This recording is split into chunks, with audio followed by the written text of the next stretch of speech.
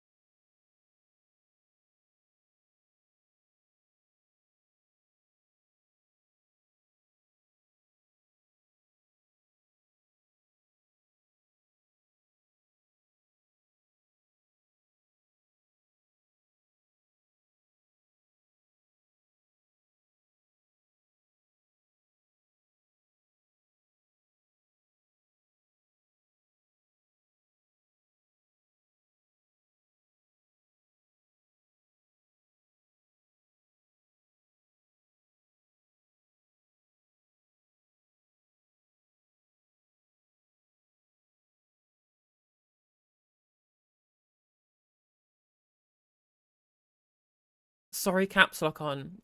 Did you really expect me to actually adhere to a start time that I said I would adhere to? Did you really expect that I say I would go live at 2 p.m. and then I would actually go live at 2 p.m.? Unfortunately, you might need to, I mean, you might be a newer viewer, in which case, if you are, I do apologise. This will happen a lot if you get involved watching the channel, where I will say a time where I'm going to be going live and I will just not adhere to it whatsoever. Yeah, Solly knows, yeah, and exactly, start times with NJ. It could be really up in the air, most of the time at the very least.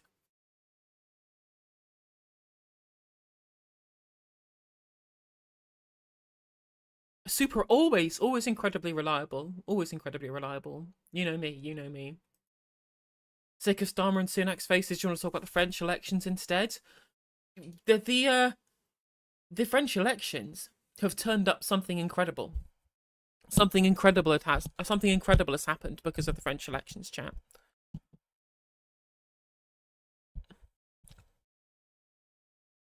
The incredible thing that it's made happen is Ian Dunt.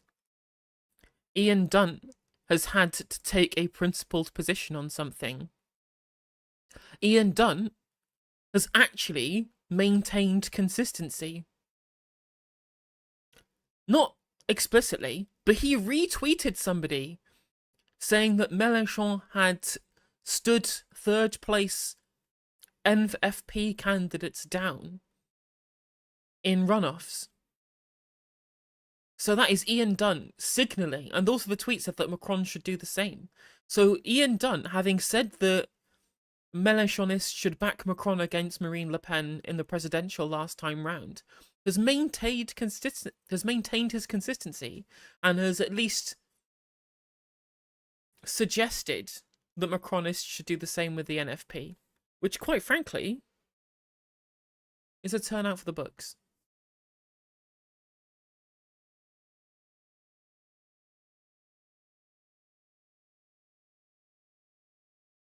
Technically, it's 2 p.m. somewhere in the world. True. True, very true.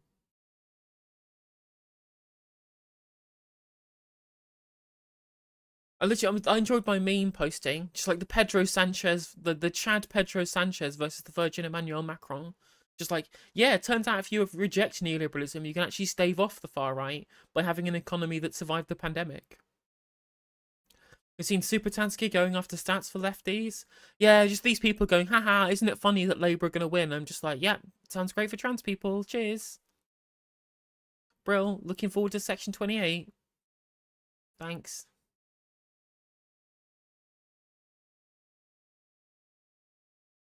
It's 2 p.m. in La Paz, and as Bolivia is the center of the center of the world, as Bolivia is the best country in the world, that's the 2 p.m. that I meant. The 2 p.m. that I meant was Bolivia very specifically.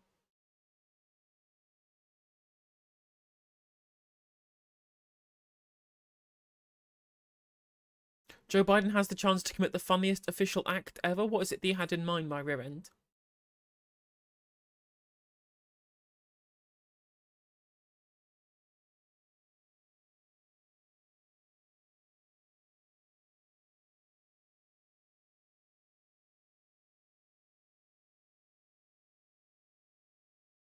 I don't know what you're referring to there. We've got a lot of content to get through. We've got loads of content to get through, so you'll have to bear with us whilst we ensure that we get everything in. Stupid fucking mic.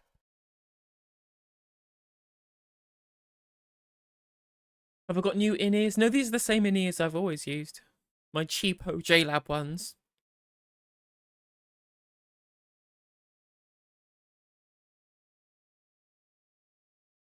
Well, yeah, exactly. They'll be begging for us once they need our votes, right? Supertansky went off the rails after you called her a political lightweight. I mean, she was kind of off the rails already, but whatever. She was already being nasty to me, so I give as good as I got. Oh yeah, the immunity ruling, right? I see.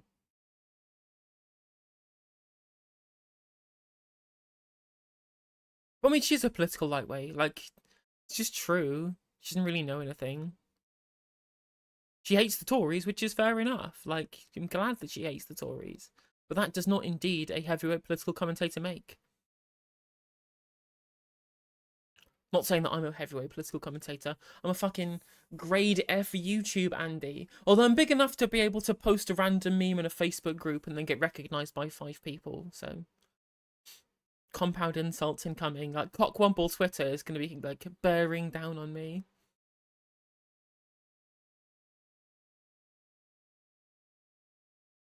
Did you see that John Oliver mentioned Cockwomble in his UK election coverage for whatever show it is he presents on HBO?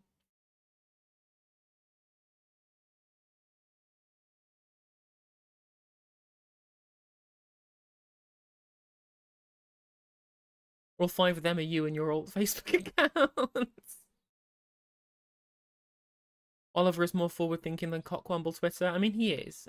Like, there are plenty of people on Cockwomble Twitter who are good people who do know about politics. Supertansky isn't one of them.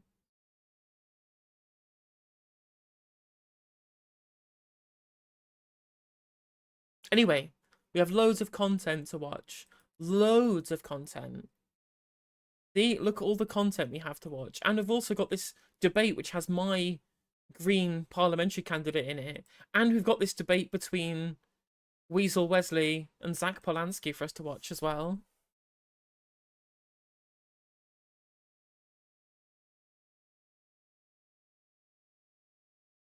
The content's not an issue.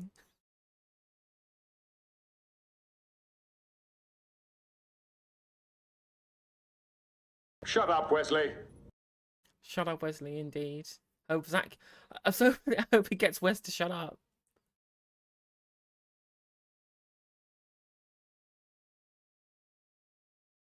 Let's watch this Vox Pop video with people from Brighton Pavilion, shall we?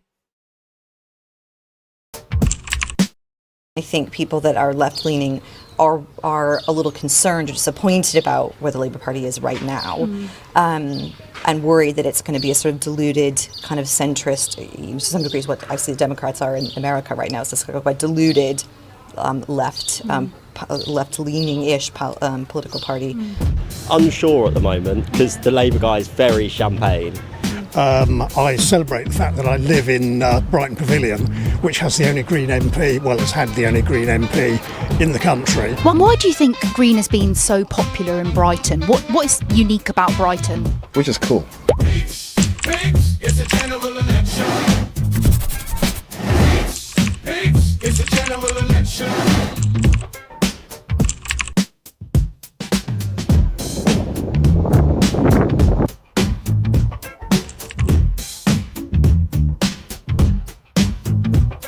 14 years ago, the Tories came into power, and so too did the Greens.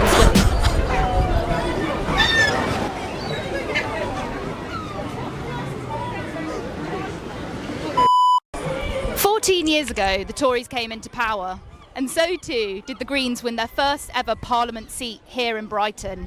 Caroline Lucas was their first ever MP. Peeps is here to find out what the people of Brighton are thinking and why the Green Party has been so popular here. Well, my partner often says that the Green Party is the party of the ruling class, which you may not want to hear. I mean, I think Brighton has a sense of itself as, you know, being a bit different. Whether that's true, I don't know. But Yes, it's very gay. If the gays vote for the gay party, I'll be very disappointed if Brighton doesn't vote for Sian Berry, given how anti-gay the Labour Party are and how gay Brighton is. I think it was possible to take a chance on a Green MP, and I think she's really shown her worth as being an alternative voice. Well, give you a little example. There's a Facebook page which is called, I think, something along the lines of the Independent Republic of Brighton and Hove, and I think that says it all about what so many people in Brighton think. You know, we're set apart from everybody else. We're a little sea of red and green, sea of sanity, and amongst all this sort of blue stuff around us. So that's why we like to think we're independent and a little bit different from everywhere else. There's a sort of open-mindedness more generally. That's a kind of, I know people moved to Brighton for that reason. It's one of the reasons I certainly moved to Brighton, was a sense that it was kind of open. I think people have appreciated the emphasis on climate. Maybe it's living on the coasts, living next to so much nature, that people become more aware of that as a key issue. And it is for the South perhaps more diverse. Like I have friends that live along the South, outside of Brighton. It's a more diverse area, perhaps. Why I would vote Green is that I think we need much more in the way of information given to the public about climate change, how it's actually going to affect people, how it's affecting people now. Though in the world in general, you know, people are dying because of climate change. They're moving from country to country because of climate change. And yet... From what I remember, she's 100% Blair right-wing. Like proper like Blair right-wing of the party thing, I'm debonair.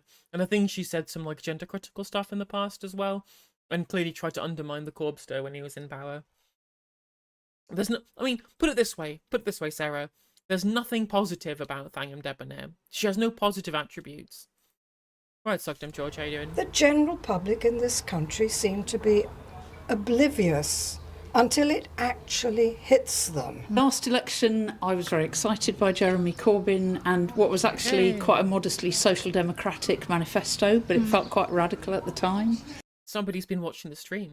I campaigned not in Brighton, I campaigned in Worthing, because I knew the Greens would get in.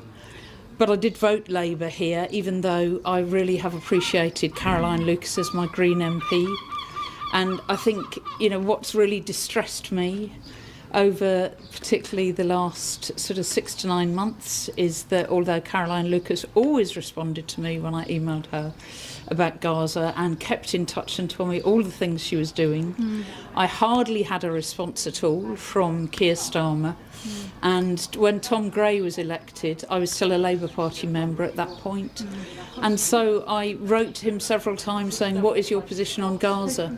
And he hasn't responded. I'm voting for Green because I think we need more Green presence in Parliament. I'm not going to lie. I think that... I mean, I'm glad that they were finding a bunch of people still voting Green over these issues. And that person just saying, well, the Labour Party hasn't got time for me. That's one thing you get, right? People say, well, if you vote for an independent or a small party and then they win their seat, you don't have a voice in terms of legislation. And that's true. But you also have somebody who's not beholden to a whole-ass party machine. And therefore, you'll get more response from them. They have more time for their constituents. I'm sure Corbyn will have loads of time for his constituents when he's having to worry about stuff within the Labour Party. What debates are there today? Oh, hey, Kev, how you doing? There's a Metro hustings with a debate between Zach Polanski and Wes Streeting is on there as well as part of the panel. And there's also a panel show from BBC East Midlands in Nottingham specifically that has my Green Party parliamentary candidate, Theresa Needham, in the debate. So watching those debates, and there's a bunch of stuff from like Channel 5 we're going to watch. There's a couple of speeches from... There's a Q&A with Sunak, a speech from Keir Starmer, a debate between Ava Santina and Jeff Norcott. I've got James Whale debating a junior doctor to watch. There's no official party leaders debates. It's just this hustings between some candidates, but it has Zach Polanski versus Wes Streeting, so thought it might be funny to watch. Yeah, it makes sense, Calmac, yeah. You know, we need better public services. We need to spend more money on public services. We need to increase taxation. I think that's the right thing to do. I think we need to have a healthy public, a healthy population. And without decent public services, that's never going to happen. We're just going to have more division, more unrest, everything else. The sort of casual racism that's been thrown around, it all comes down to public services. Everything. Yeah, Labour want their massive majority to be unchallenged by Green voices. Well, actually, we'll be fantastic for a Labour government. We'll make it better. We'll give it good ideas. We'll just make sure they're doing things right. And, we'll challenge them when they get things wrong. Peeps, it's a general election. Peeps, it's a general election. We saw your monster raving loony party poster. Do you think you'll be voting for them, or is it a bit of a... No, I will be voting for them because I detest the rest of them. Yeah. No, they're all abominable as far as I'm concerned. Really? Well, basically, the Green lot around here, the council, for instance, I've got an old car. I'd consider that very eco-friendly because it's 39 years old. It lasts about 6 times as long as a modern pile of junk. Yeah. When the Green lot were in the council, they put up my parking fee. When I lived in Exeter, it was £30 a month. They put it up from £120 to £230 in one go. Before they got booted out of the council, they were going to... Not parking charges. How dare they try and incentivise me to use public transport rather than driving my car in an incredibly congested city centre area? How dare they? How dare they put up the parking fees? All drivers are the most entitled brats in all electoral politics. You see all of the conspiracy stuff about 15-minute cities. It's just motorists, car-brained people who think that all city planning should be entirely built around their interests, despite the fact that we already give away huge amounts of city space to motor vehicles. When we could just have public transport and we could have pedestrianised centres and not have to worry about these people if they just got out of their cars and used public transport. I'm like, you're not surprised that the man hates the Greens for doing green policies if he's such a car-brained fool. And there's an excellent ick. Yeah, his voice is very icky, isn't it? Where are we here? This is Brighton Pavilion, Effie. Oh, Kev, when you moved across to YouTube to Twitch, did you hear me mention? I did mention the debates that we were going to be watching, but did you? I noticed you've changed platforms. You might have missed it. Treble it to 690. Just one more lane. All along Old Shoreham Road, they put. Okay, so we're watching. So Kev, so there's a debate between. So there's some Q&As between Rishi Sunak and Keir Starmer. There's a debate in Nottingham between a bunch of people, including the PPC for the Green Party for my constituency. There's a hustings which has got Wes Streeting and Zach Polanski for us to be able to watch. There's this debate between Jeff Norcott and Ava Santina, and also a debate between James Whale and a junior doctor. So there's a bunch of stuff for us to watch. Put in a cycle lane. One thing that was conspicuous by its absence was. Yes, George, I think they will do, yeah. Cycles. Basically, it caused congestion. It was a complete waste of money. And they put loads of signs saying, do not turn right into the recycling centre. There's a whole road of yellow signs. I wonder how much they cost. And then, after a few years of it... I'm sure about a couple of signs don't cost very much, mate.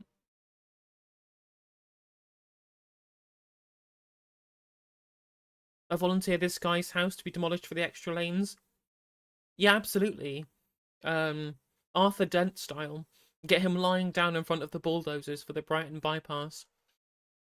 Not being used. They spent loads of money taking it away. They just seem completely obsessed by bicycles. The Green Party only had overall control for the last maybe year or so of the last local administration, and they got a heck of a lot of stick for stuff that wasn't their fault, because there was previously a joint Labour-Green administration and prior to that a Labour administration. So a lot of the problems that the city has are actually down to Labour, not down to Green at all.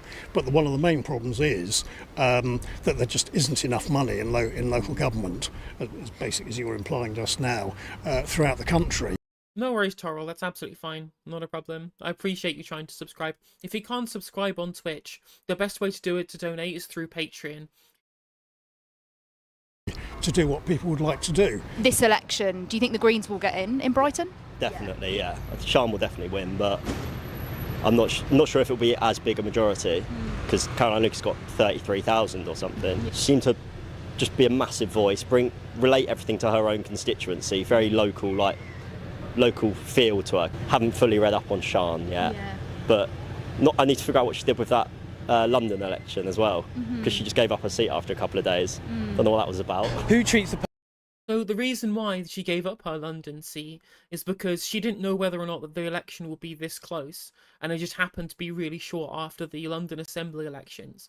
But the London Assembly elections are done by proportional representation, so they're not voting for a candidate, they're voting for a party list. She happened to be she was third on the party list, so that she could be in the London Assembly as a high-profile Green voice until it was necessary for her to step down to be an electoral candidate in Brighton Pavilion. So people didn't vote for Sian Berry only to have somebody else imposed. They voted for a party list, knowing that if she wasn't there, the next person down on the list would take their seat on the London Assembly. So nothing's happened. Nothing untoward has happened when Sian Berry moved from London to Brighton Pavilion. You can donate more via Patreon, yeah. If you go to your membership, you can edit your pledge to make your pledge higher. Public the best, to be honest. Do you see where I'm coming from? That's going to be what it's down to, because everybody's just been ripped off so much recently with inflation, locked away with COVID and stuff. I think that it's just actually down to how people are feeling, and obviously a better environment. Do you think parties should be prioritising climate change and the climate emergency at the moment? Yes, definitely. Yeah. Most definitely, 100%. And the fact is, well, as I say, I think it's down to the people, and hopefully this year, obviously on the next election, it would be more of the public based rather than being the view of the higher power, if you could understand. What are you going to be voting for in this election coming up? Labour. And can you tell me a little bit about that? Why are you going to be voting Labour? Yes, I've always been a Labour, socialist really. When I was younger, I couldn't vote till I was 21, and I grew up in a very conservative family, but thought things through and thought, no, I'm going to vote Labour, and I've always voted Labour ever since. So. Yeah, so you're a socialist, so you're going to vote for Keir Starmer in a seat where somebody who's to the left of him can win? Doesn't seem very socialist to me. The guy who's teaming up with BlackRock to let the massive hedge funds into our national infrastructure, you're going to vote for them rather than voting for the Green candidate in your constituency who is most likely to win and beat Labour on a platform of having nationally owned infrastructure instead. Doesn't seem very socialist to me. I'm not very good about thinking of voting for any other party, especially at the moment. What do you think of Sian Berry then? Well, I mean, I think she's very good. I think she's trying to do a very, very good job, but I don't think they'll get in this time, personally. Yes, no. Well, if she's going to do a good job, just vote for her then. Also, thank you, Grand Dude, for the gifted sub tutorial. I appreciate the Lala. And thank you very much for Popey for putting your pledge up to $10. That's very much appreciated. Am I failing to look at social democracy from a Marxist perspective? I see you've seen the Matt Kennard tweet as well, have you, Effie? A great voter for Tom Gray. I think he'll get in, yes. Yeah. The musician? Yeah, I really like him, yes. Have you seen him doorstepping? Have you seen him around the constituency at all? I've seen him around and listened to him talk. I've been to a few meetings and things. Yeah, I think he comes across very well. I think he'll do a good job for us, so fingers crossed. I've always been a lady. Yes! Let's vote for the people who support the genocide. Let's do that. How very socialist, massively, incredibly socialist, to vote for the pro-genocide party when you have the choice not to, even tactically. I've not seen it, Teapot, no. Across very well. I think he'll do a good job for us, so fingers crossed. I've always been a Labour Party supporter. I'm a teacher, so it's kind of in my DNA to vote for Labour. I'm hoping that they'll think about education, all the topics that we think about, that we care about, and I think he might be able to change things here in Brighton. I thought Caroline Lucas was excellent. She's a brilliant MP, but I would never have voted for her. Yeah. And Sian Berry changes things then? I'm not really convinced about Sian. I don't think she's a local lady. She did knock on the doorstep and she seemed really lovely, really nice, but no, it's not going to change. She knocked on the doorstep and then you got the Labour poster in the window. Yeah. Yeah, keep them away. True, vote for the careerist, the guy from the music bit, the beat combo. What time am I starting streaming on Thursday? Starting at 6 PM.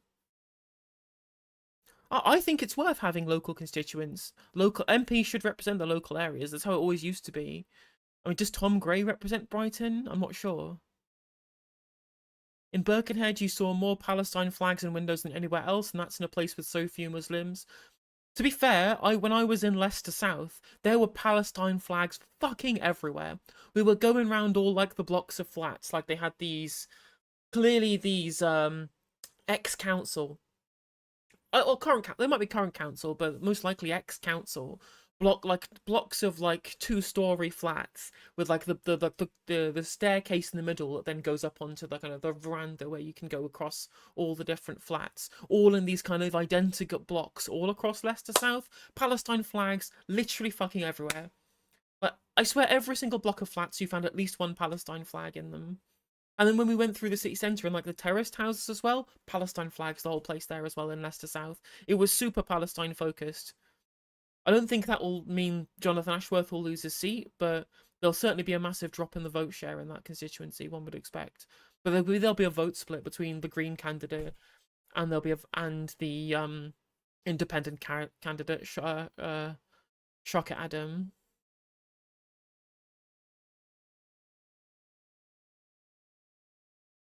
Not the I won't have any Red Stripe, but I'll definitely have some Red Bull.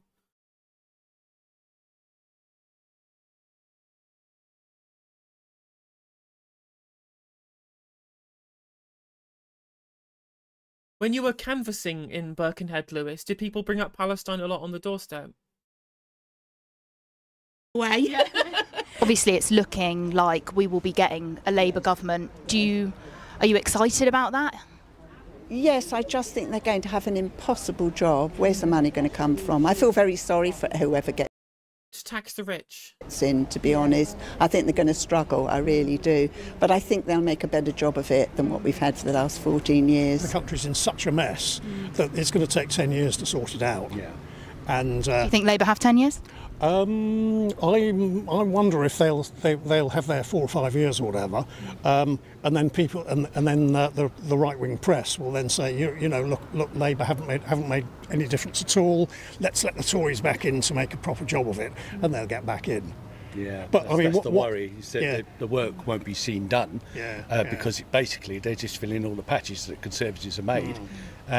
Great big holes, and they have to fill them all in. People that are in this area, I know, are voting Green, again, quite tactically. If there was a risk that Labour was, if there was a higher risk, I guess, that Labour, I mean, anything could happen, right? But but if there's a higher risk that Labour wasn't going to get in, I think people would maybe be more likely to vote Labour. But assuming that's the case, and people that I know, kind of a lot of what comes out of, Keir Starmer's rhetoric around, not necessarily around immigration, but some around climate, economic policy, certainly around kind of criminal justice, which doesn't sit easy with me. And other people I know, I think they'd be voting Green for that reason. As a sort of tactical vote, certainly, but also because, the Green Party policies are spot on. The Labour Party comms are really working, the no money left, etc, etc. Yeah, it's true. Again, this is what happens when you run on the rhetoric of neoliberal dogma. You try and close the Overton window by saying, we can't do anything, there's no money left, the country's bankrupt, the Tories have run up the government's credit card, all of this household budget guff. People will pick that up and will spout it uncritically, just because the red team is saying it. They will run the austerity bandwagon to the ground, just like Supetansky did with her tweet saying, we can't invest now, we've got to sort out the economy first, when investment is how you sort out the economy. I mean, literally, there's just been an open letter signed by 65 economists saying that Sunak and Starmer's investments plan are a recipe for stagnation. If you don't invest, if you don't borrow to invest, you will have a stagnant and depleted economy. Yet because Labour are running on the idea of there being no money left, they won't do the investment. And people will vote for them and imbibe that rhetoric because they're not hearing something contrary, which is why we need to vote Green to increase their presence, to be able to make the positive case for borrowing to invest.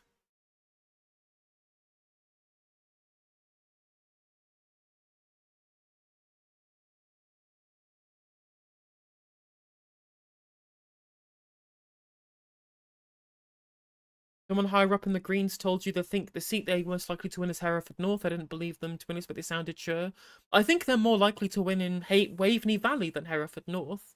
Seems more likely to me, but we'll see. Because it's Adrian Ramsey's seat. My prediction for the Greens is 3 seats. I think they'll win 3. I think they'll win Brighton and Bristol, and then one of the 2 of the other target seats. And I think they'll massively increase their vote share in Sheffield, Isle of Wight East, and Birkenhead, and then all of the other kind of Muslim Labour stronghold seats that they won't win. Regarding taxing the rich, it's surprising the amount of ordinary people that think that billionaires have earned that money. Exactly. The problem is that this is a case of market fundamentalist brain poisoning, where people don't think of money as a representation of the distribution of resources in society, but as if it's some kind of explicit denominator of someone's level of hard work. And I'm like, does somebody who's sitting on an appreciating asset do more work than somebody who cleans toilets? Well, clearly not. Because I'm not somebody who believes in market fundamentalism. I believe in social utility being the defining factor of whether someone is useful to society or not. But of course, under market fundamentalism, if you've got that money because the market has dictated it, you must therefore have earned it, and therefore will have earned that access to extra amounts of the resources of society. Yeah, exactly. Money has no inherent value. Money is not value in as of itself. It is a representation of real resources. You're voting Green because it's the one recommended by a tactical voting site you use. Well, I'm glad you live in an area you can tactically vote for the Greens. That's good.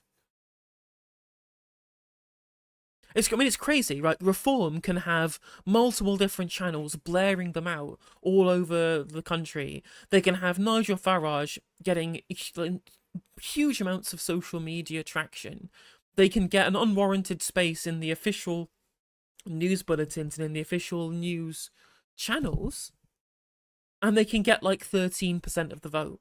Greens get nothing at all. They get their due coverage during an election period, but nothing outside of that. And they end up with like 8, potentially even 9% of the vote. True, people do need to learn about land value taxes, yeah.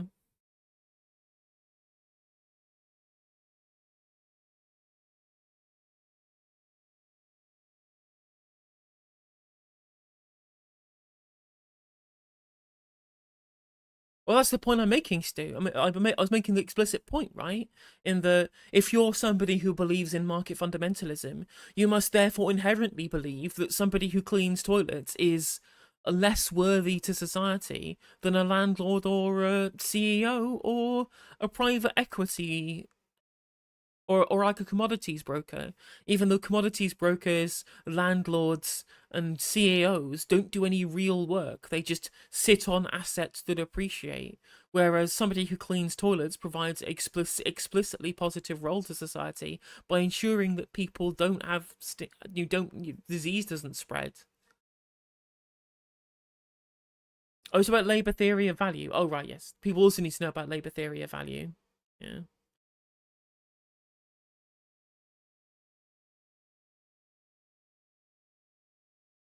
Rich people's passive income is just UBI. Exactly. Like, rich people say passive income, but what it really is their version of UBI, of sitting around doing nothing while other people work hard and they take the money from it. It's crazy how people will get mad about benefits, but they won't get mad about people extracting surplus value or extracting rent.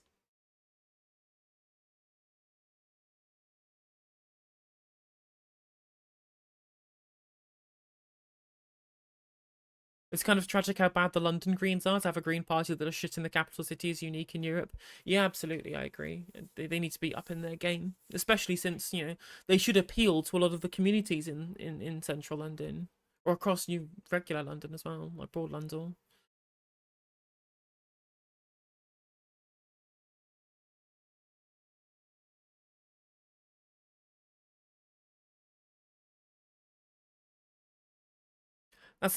Sometimes James O'Brien hits a goal. His take on how privately educated boarding school pupils are in charge. I will never understand normal people seems true. I mean, the problem, of course, Toril, is that's something that James O'Brien found out like a decade too late, after spending the time not really criticising Cameron in the austerity period, because he was well-spoken and socially liberal, rather than making some kind of class analysis of why David Cameron is in the position that he's in. Suddenly now it's like, oh, well, now the Toffs are bad because they are floppy hair Brexit man, rather than, you know, socially liberal austerity man. Hey, Nick, thank you for the 10 gifted. Appreciate the support. Thank you for the 10 gifted memberships.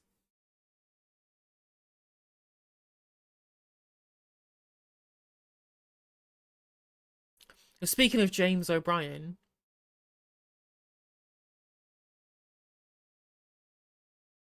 this was a funny tweet of his, where he's like, it's increasingly clear that any future Tory rehabilitation can only happen under a leader entirely untainted by support for Boris Johnson and Brexit. It's even clearer that it's still too deluded to understand this. And of course, my explicit response is, what about austerity? And of course, we've got all of the best people in chat. We've got Solly and George getting in the memes as well. Because true, politics did start in 2016. There was no politics. There was no politics before 2016. That's where politics started.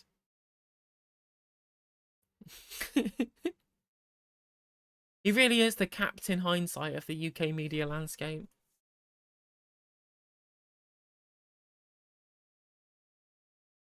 It's not an issue. It's just not an issue.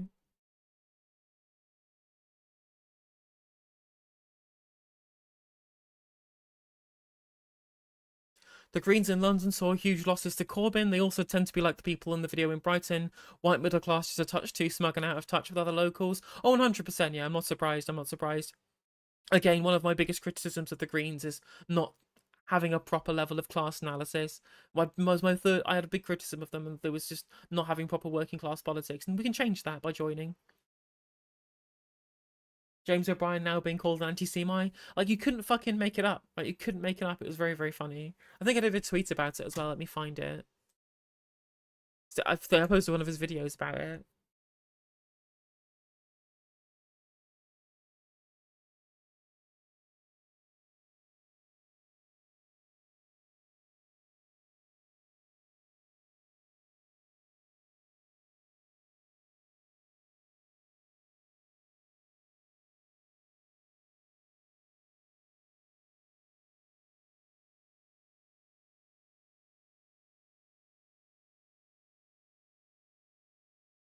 Oh yeah, this is the one, yeah.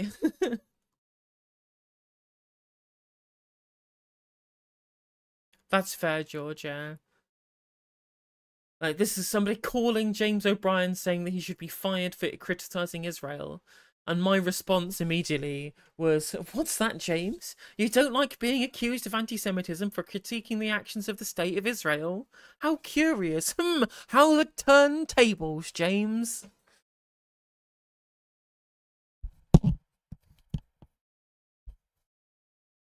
Well, he's not blocked me yet. We'll see.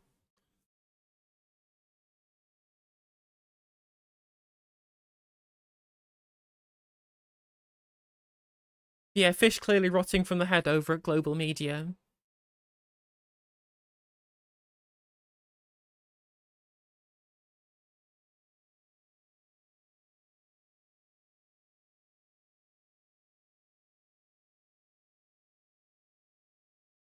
Honestly, I've got to the point where I can't take seriously anyone who was a young adult in the 90s. Their minds are all melted. I mean, it's true, literally true. They are. That is the period. That's the period. Like, all of the people who are young adults in their 80s are all Thatcherites who still blame Labour for the winter of discontent. All the people who were young adults in the 90s all think that Tony Blair was the gift of the world. Everybody who was a young adult in the late 2000s, early 2010s are all like rabid communists because they lived through the whole of the Osborne administration as Chancellor, so we're all communists. And then all the Zoomers who were young adult in the 2020 are all like Stephen Bartlett, Andrew Tate, hustle culture, manosphere types. And all the girls are all communists as well. Because apparently... it is ageist. I mean, it's unashamedly ageist, John Luke, right? But these are people's materials conditions. These are the material conditions these people grew up through.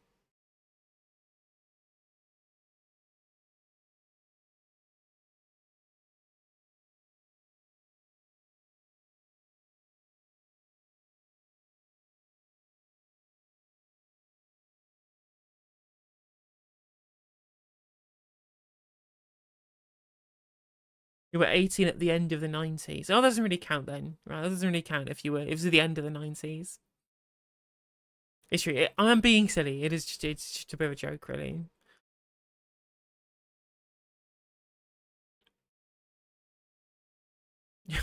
All guilty, chat. Well, that's true. I guess there were young adults there were people who were young adults in the 90s who were, getting on top of the right to buy boom. Literally a communist. Who then in their late adult and then they're like, who when they became like proper adults in the 2000s then got on Blair's buy-to-let mortgage bandwagon. And then there are people in the 90s who spent the entire period listening to Acid House, right? The Acid House 90s young adults, they're all based. Yet the young adults in the 90s who were like busy making money off of housing post Black Wednesday, right? Those are the real kind of Blairite types. Yeah, the 90s ravers are my guys. As a 45-year-old socialist, you want a refund for your membership gift. Anti-war protests in the 2000s, yeah, exactly. That's where all the ravers ended up. Once the Acid House went away, they all were going on anti-war protests.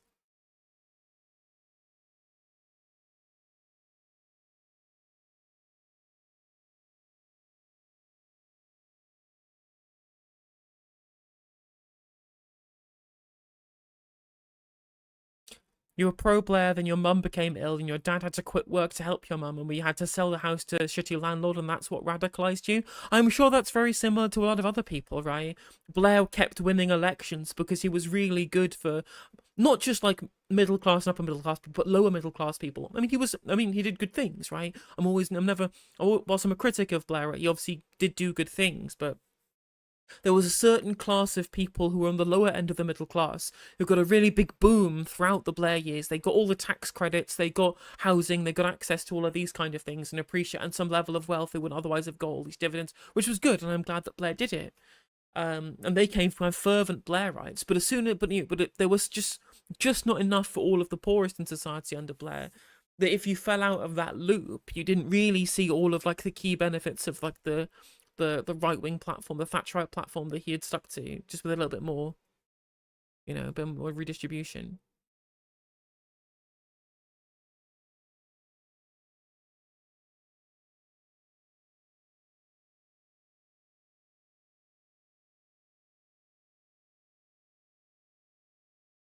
Remember 2005 election with the vote Blair, get Brown?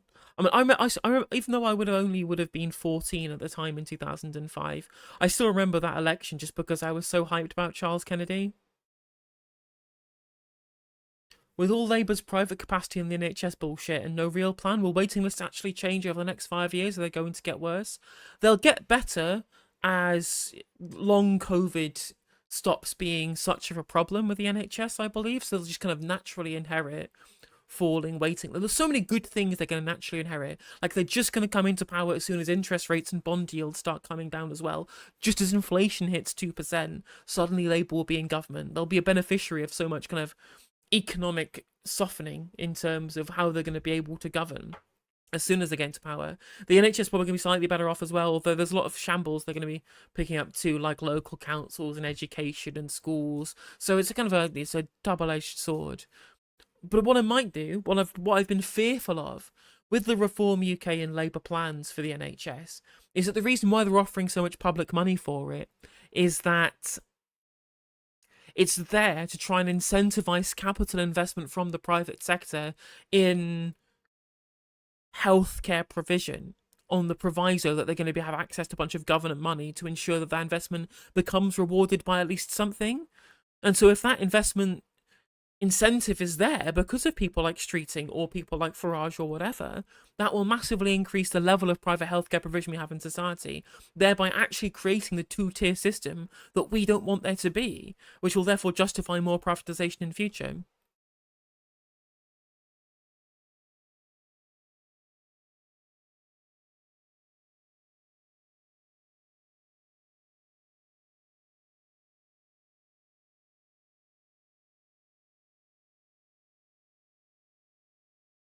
I mean, to be fair, Kevin, my biggest thing that I liked about Charles Kennedy was his opposition to the Iraq War.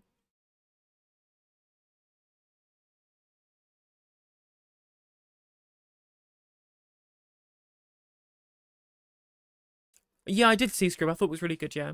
Really interesting.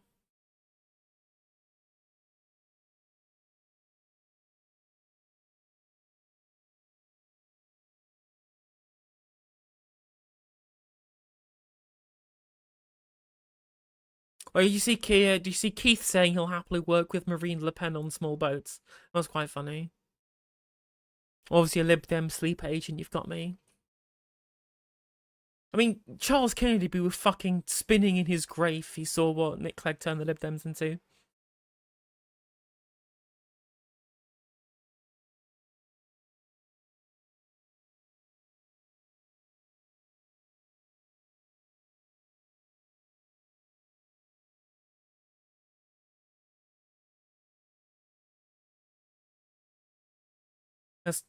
Have they ever missed Rackles? I don't know.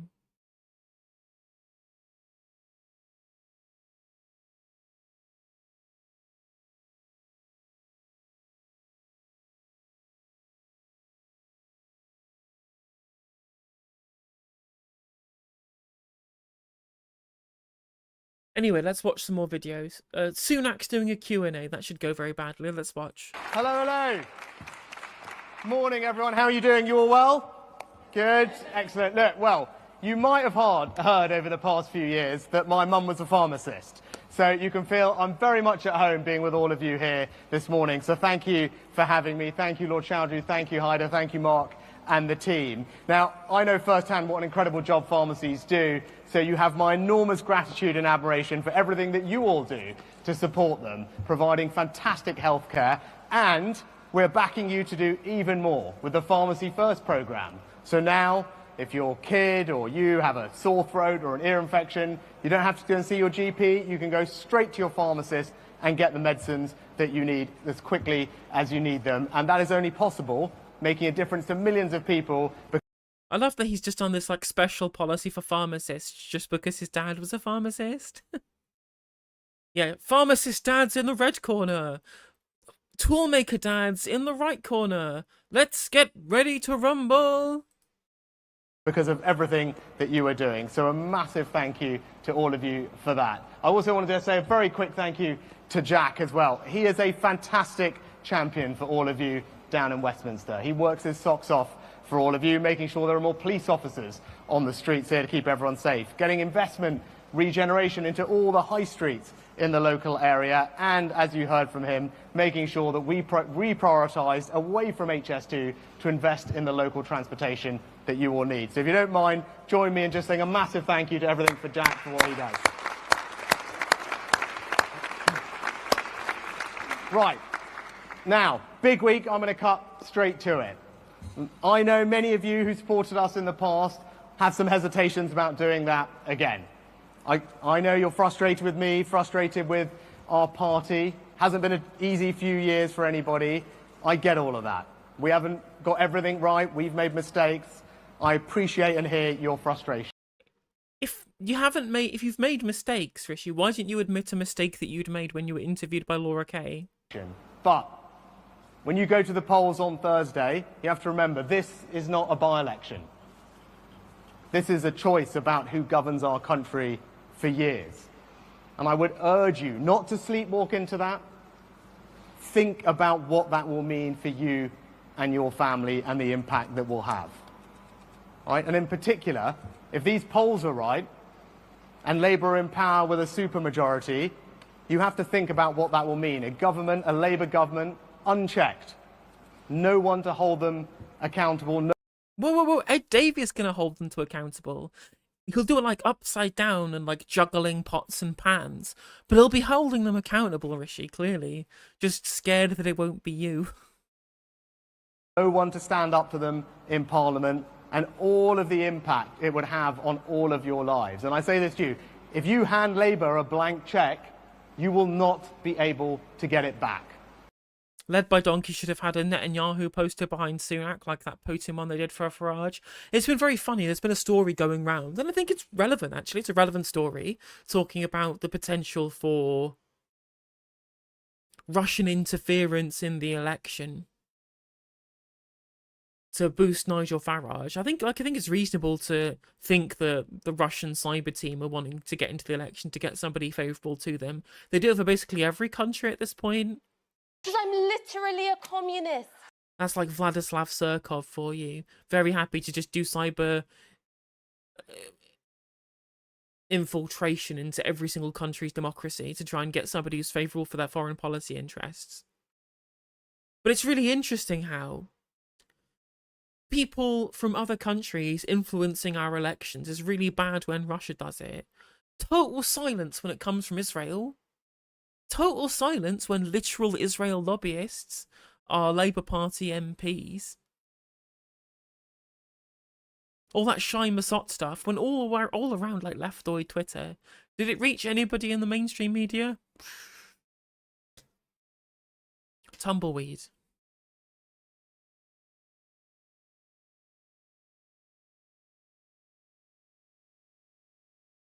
Because Russia has Yuri from Red Alert 2. Well, it's a shame they don't have Anatoly Chudenko from Red Alert 3. Do you think Led by Donkeys will hang up the hats once the Tories are out? You probably would expect so. They've been very uncritical of everybody else.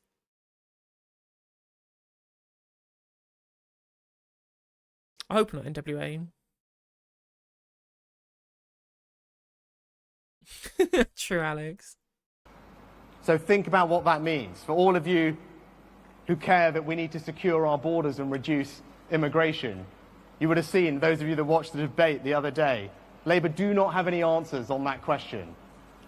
There will be no flights to Rwanda, no deterrent of illegal migrants coming here, no cap to bring the numbers of legal migrants down. That's what you'll get with me. You won't get any of that with the Labour Party. The hotels in communities like yours that were taken over that now we're closing, all of that will be back. More of your money spent housing asylum seekers.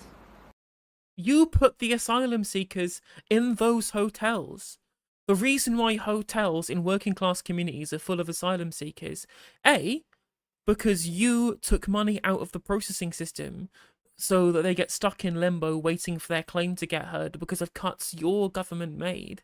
And second of all, you deliberately put these hotels in working class communities, or you use hotels in working class communities to house asylum seekers because you know that it creates community tension, because you then exploit that for votes. There's a reason why that there is no immigration detention centre in Kensington and Chelsea. There's a reason why there is no migrant processing centre in Tory heartlands like Saffron Walden. There's a reason why they're not there. It's because you don't want to piss off your own voter base. Because I'm literally a communist. It's like reverse pork barreling. Take the money and put it in your constituencies, and take the asylum seekers and put them in other people's constituencies. Whereas you could just process the claims and then they could go and live where they want and could go and contribute to society by getting a job of their own. Which would be much better for the economy than spending public money putting them up in hotels. When it comes to net zero, I made some changes because I don't think all of you on your own should be paying thousands of pounds to solve a global problem when we're already doing so much compared to other countries around the world. I don't want to force you to change your boiler, your car, your house at enormous costs to race to... Who's saying you have to change your house for net zero? What, am I going to have to move out of like a leaky house? What are you talking about? Something in an ideological fashion ahead of everyone else. Those changes will be reversed and it will impact all of you. And crucially, you should think about what it means for your bank accounts. Because I promise you this, Labour will do what they do every single time, and that is raise your taxes. If you've seen nothing over the past few weeks, you've probably seen Keir Starmer avoid at every turn questions about what he plans to do with taxes. Right? And your taxes are going up. Oh, it's very clear. It's very clear they're not going to raise national insurance, VAT, or income tax. And they have no plans to raise any other taxes because all their manifesto commitments are fully costed. That's super clear, isn't it, chat? Terribly, absolutely, and terrible. So, the clearest it could possibly be. Mark my words, your house, your car, your pension, your savings, you name it, they will tax it. Just like you did by putting up the tax burden to the biggest percentage of GDP it's ever been.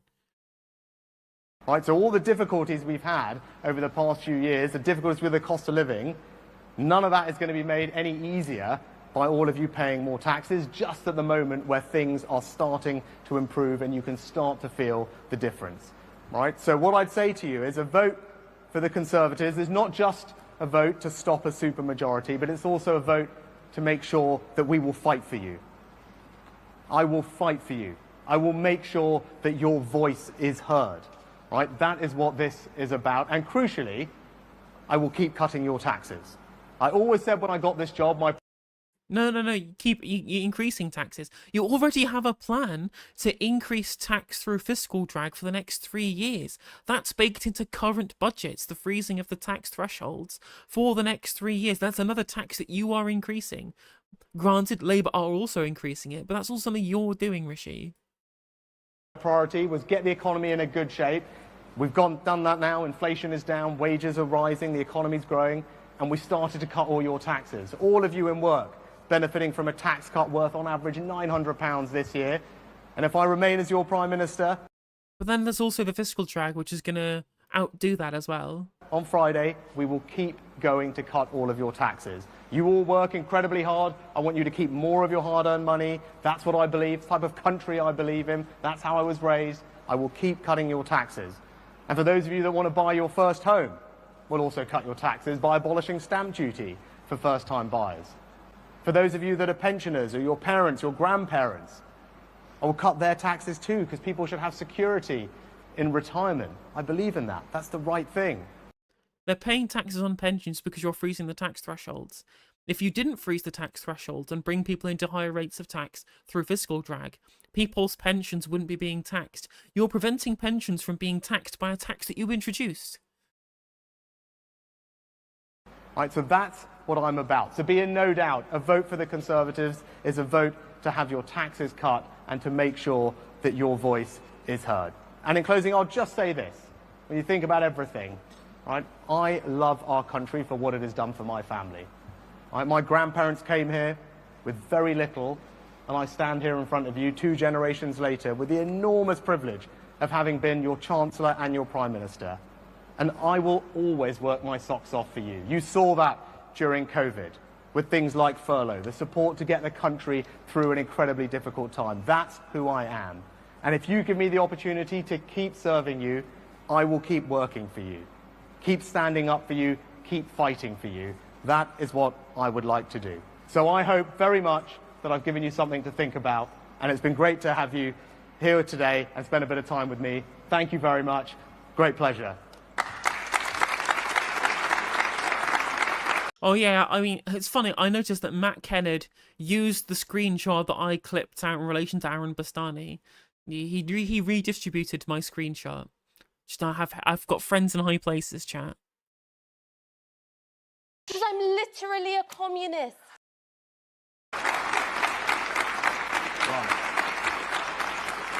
Right, so I think we're going to open up for some questions. Who have we got? Have we got any microphones or hands in the air?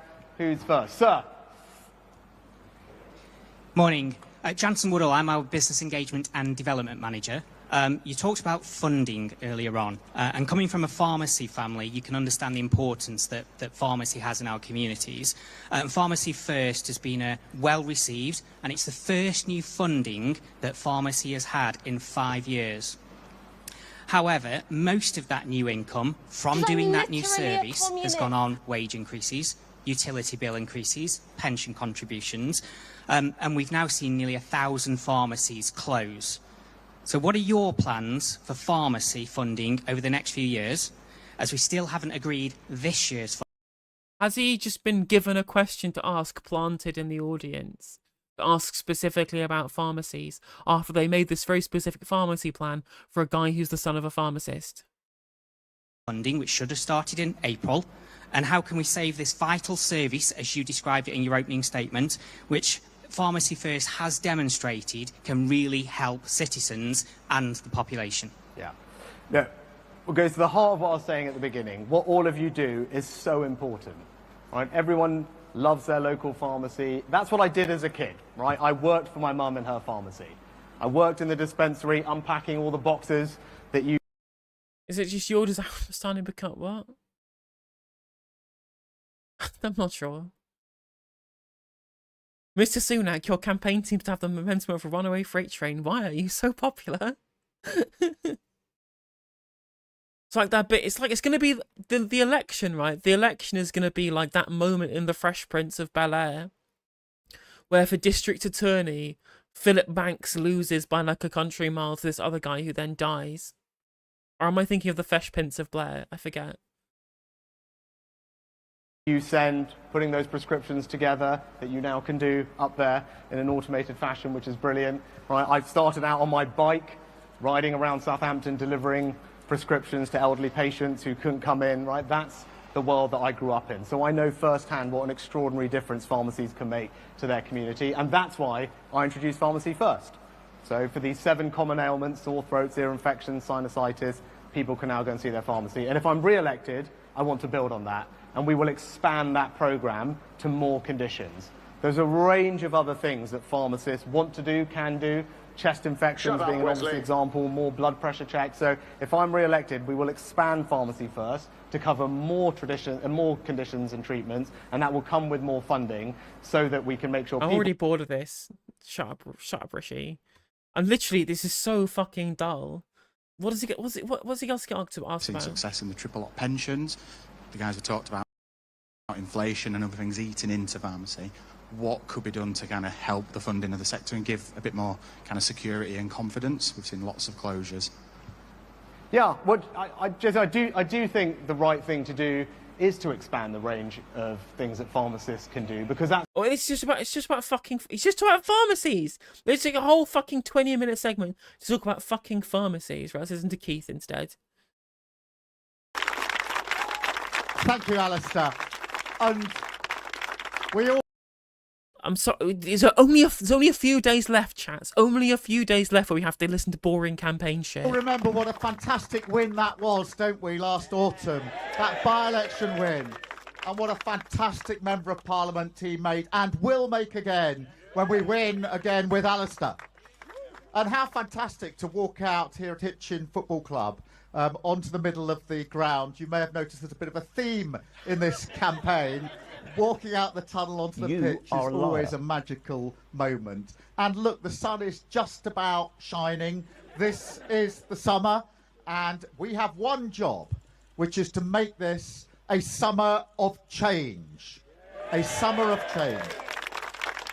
And whether you're a family that's been battling with the cost of living crisis, with bills bearing down on you, whether you're a business that's struggled now for years with the damage this government has done to our economy, or whether you've been serving our country in uniform or in your community, then this campaign is for you. This fight for change is for you. But change only happens if you vote for it. Now, we have changed this Labour Party.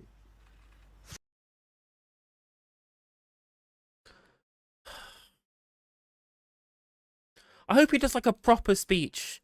I guess we probably should have watched like the main campaign speech and played bingo, but I hope there's like a big speech the night before the election and we can have like one last bingo game for this election campaign. I swear down, like the only way we've ever been able to get through anything relating to Keir Starmer is by playing bingo. I'm actually very right wing and I loved it. In fact, fuck it. We're playing bingo right now. We've not played bingo in ages.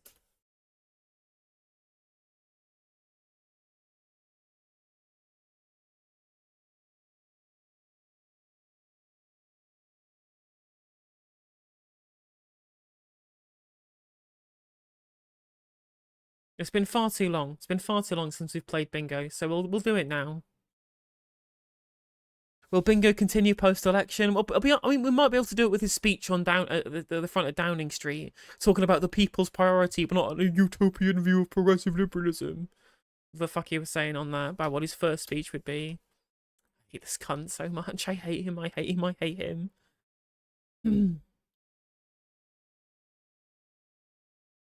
Right, well, I apologise. If we're going to do bingo, we're going to have to start again. I'll speed him up, though.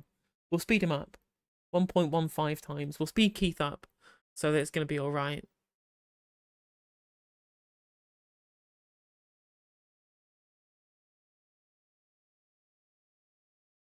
Let's pin the bingo card, shall we? Yeah, link's just come in, Effie.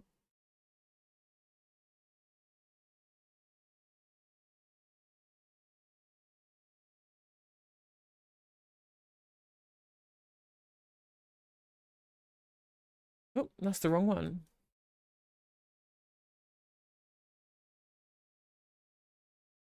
Thank you.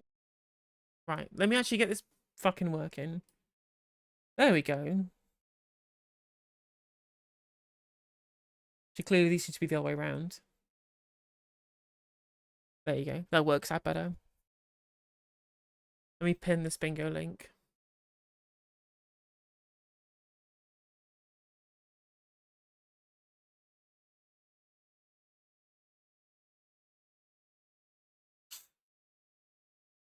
Okay, let's go again. Let's start again, shall we? Thank you, Alistair. And we all remember what a fantastic win that was, don't we? Need to record it, sorry. Thank you, Alistair. And we all remember what a fantastic win that was, don't we, last autumn? That by-election win. And what a fantastic Member of Parliament team made and will make again when we win again with Alistair. And how fantastic to walk out here at Hitchin Football Club onto the middle of the ground. You may have noticed there's a bit of a theme in this campaign. Walking out the tunnel onto the pitch is always a magical moment. Right, I'm going to give you awkward pop culture reference for that. I don't think I have it on my bingo card, though. I always have awkward pop culture reference. Well, if you've got awkward pop culture reference, you can tick it. And look, the sun is just about shining. This is the summer, and we have one job, which is to make this a summer of change. A summer of change.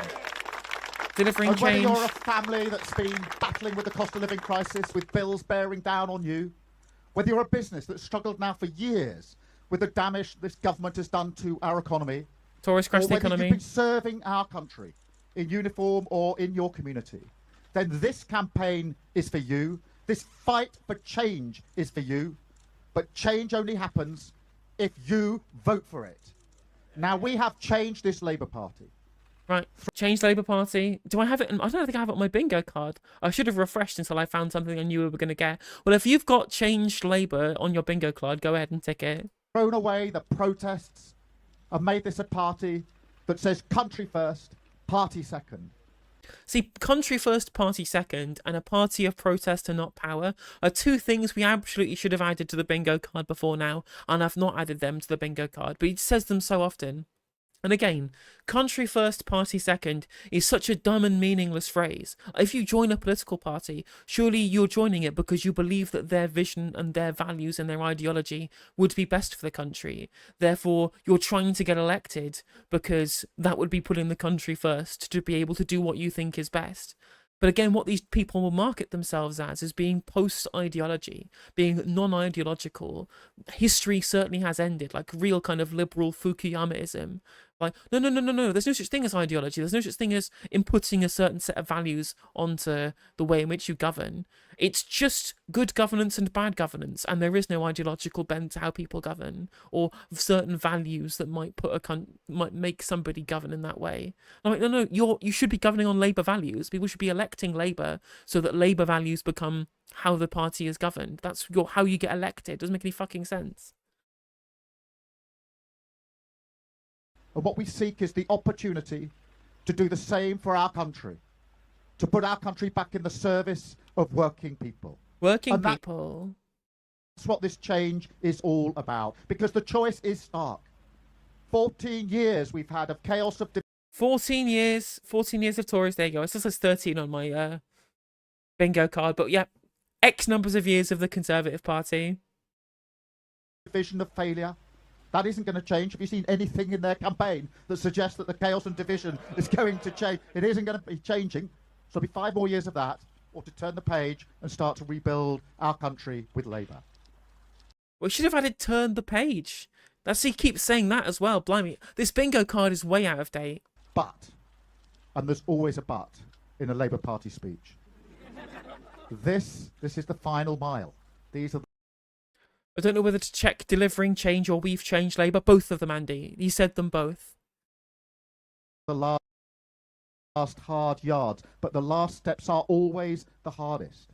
And we have to remember that people need... The last steps are always the hardest. And we have to remember that people need convincing. There are undecided voters out there. Every constituency is a fight, and the polls do not predict the future. So we have to convince people that change is possible. Convince people that if you want change, you have to vote for change. And that is what we need to do every hour and every day until 10 o'clock on Thursday night. And thank you all for what you've already done in this campaign. Change the colour of the rosettes. Let's go. Thank you for all the work you've done over the last 4.5 years alongside me changing our party. We've further to go. We've got to use every opportunity to get out there on the doorsteps and make our case for change.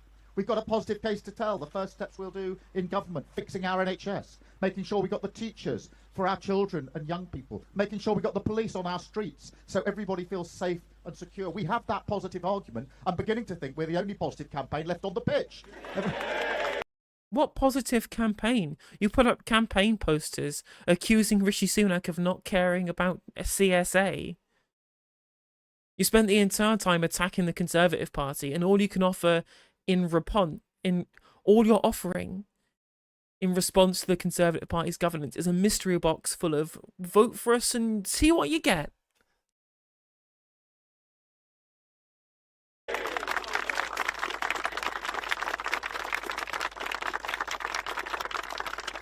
But just imagine, if you dare, waking up on Friday morning to 5 more years of the Conservatives.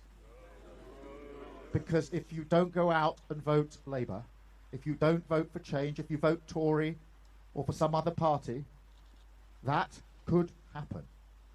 And that is what... No, it can't. The idea that somehow like 20% of the public who would otherwise vote Labour are just going to vote Lib Dem or Green because they didn't think that Labour was going to lose. That's just not going to happen.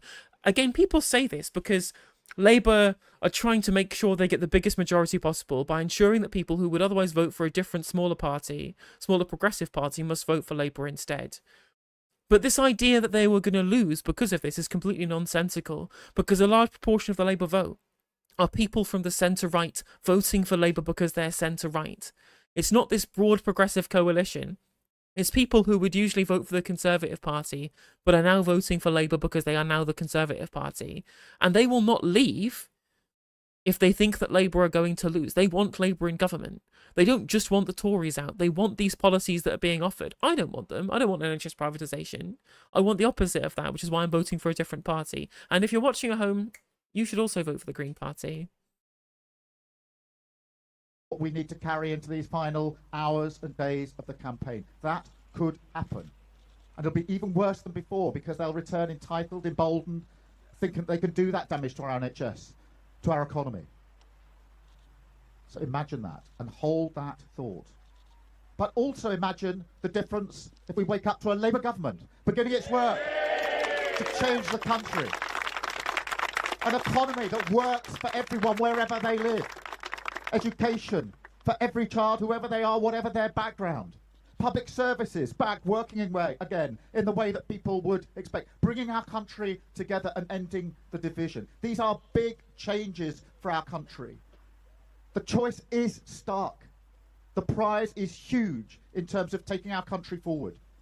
But it will only happen if you vote for it. Change will only happen if you vote for it.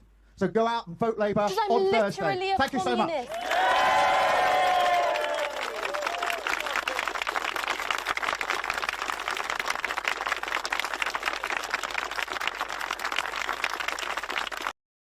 Blockhead, which seat is it? Which seat is it? If you don't mind telling people the broad geographic area where you live, what seat is it you're living in? Like, if it's an either Tory or Labour seat, it's Labour like definitely winning these kind of things. Like, I live in a seat which is like a very, very marginal Labour Tory seat, but like on current MRP polls, Labour are like 30 points ahead, so I can vote Green and not care anyway. So depending on what constituency you're in, Blockhead, like, you might be able to vote Green and not have to bother or care because Labour are very likely to win the vast majority of constituencies. Oh, it's Beckenham and Penge. Oh yeah, like Labour are nailed on to win Beckenham and Penge. Like, let me have a look at electoral calculus. Electoral calculus. Listen, one of the people from Beckenham and Penge Labour is in our chat very often. Yeah, like the predicted vote in Beckenham and Penge for the next election is like a 26-point Labour majority in this seat. So, like, it's in this seat specifically, it looks like Labour are going to be massively far ahead. The Labour candidate is a Nepo baby toff. That's the one who's the son of Sue Gray. Ironically, he wasn't even the worst candidate who was standing in that constituency, and he's been a Labour Party activist for a while. In fact, the worst person in that seat was some Labour Together party apparatchik that they parachuted in with this massive stack of money to get an office in the constituency, who then was beaten by Sue Gray's son because he was more connected to the actual constituency Labour Party. So he wasn't even the worst candidate.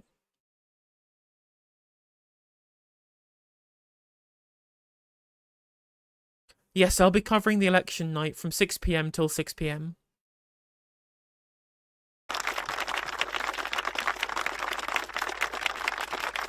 Thank you very much. Now, before we mingle, I'm just going to take some questions from the media. So we'll do that and then we'll mingle. We'll go to Sky first. Beth, I see you've got your pillow, which is one of the ones, hopefully, that we gave out this morning. Okay, Starmer, you could be heading... No, Effie. 6 p.m. till 6 p.m. I'm doing 24 hours.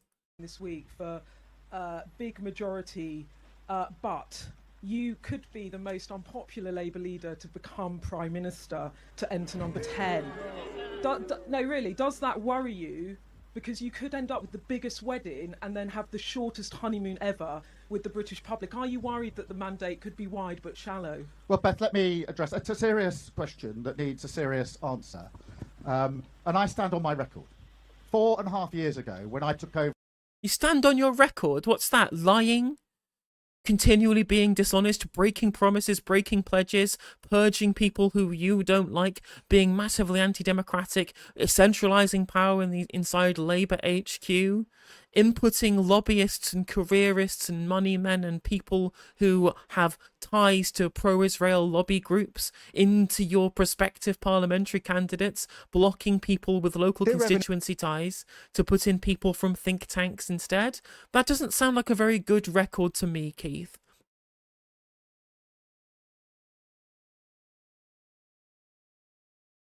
As leader of the Labour Party, I got similar questions, which is your party has lost really badly. It may never win an election again. If it does win an election again, it will be 10 years at least off. And are you capable as leader of the Labour Party of pulling it round and seriously putting it before the election? Thoughts on Layla Moran? She's your MP. She's pro-Palestine, so I'd vote for her. As a credible force for change within the next 5 years. They were the questions I got. And I said yes. I said, I've got a strategy and we will do it. And that's what we've done under my leadership. We have taken this party, we have changed it, and here we stand on the Monday before the election, ready to change our country for the better. So my track record as a leader is clear. Yes, what we're asking now... Your track record as leader is literally the opposite of clear. You stood on a platform of making the moral case for socialism, of taking privatisation out of the NHS, of taxing the top 5% of earners, of removing tuition fees, of only going into conflict if there was a confirmatory parliamentary vote, of ensuring that we had freedom of movement as left the EU, of getting rid of the imposition of candidates by the NEC, of ensuring that a party that's based in democracy, of it trying to unite the party rather than engaging in factionalism, of purging racism from your own party. You even campaigned on the idea that Jeremy Corbyn was a friend as well as a colleague. And on literally every single thing I have said there, you lied. You lied on every single thing that I have just listed there. You have been the most dishonest, the biggest liar in politics since Boris Johnson. And as Carla Denyer said, yes, you have changed the Labour Party. You've changed them into the Conservative Party.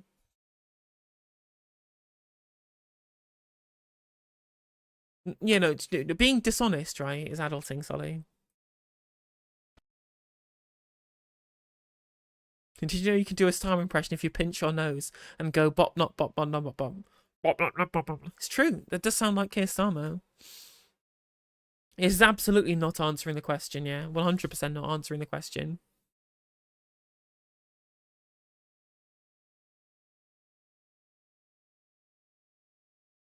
He's fucking Brian Badondi. He's literally Brian Badondi. It's so true. I bet he even sells bungalows. You are...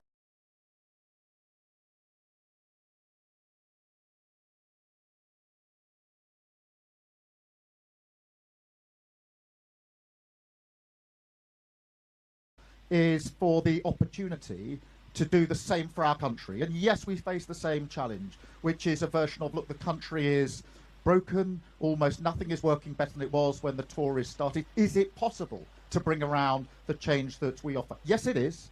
We have that determination, that intention, and in 5 years' time, we will be able to look back and say, you are truly better off, your public services are working properly, and the economy is working for everyone. I'll be very, very happy to be judged on that record. Thank you very much, Ben.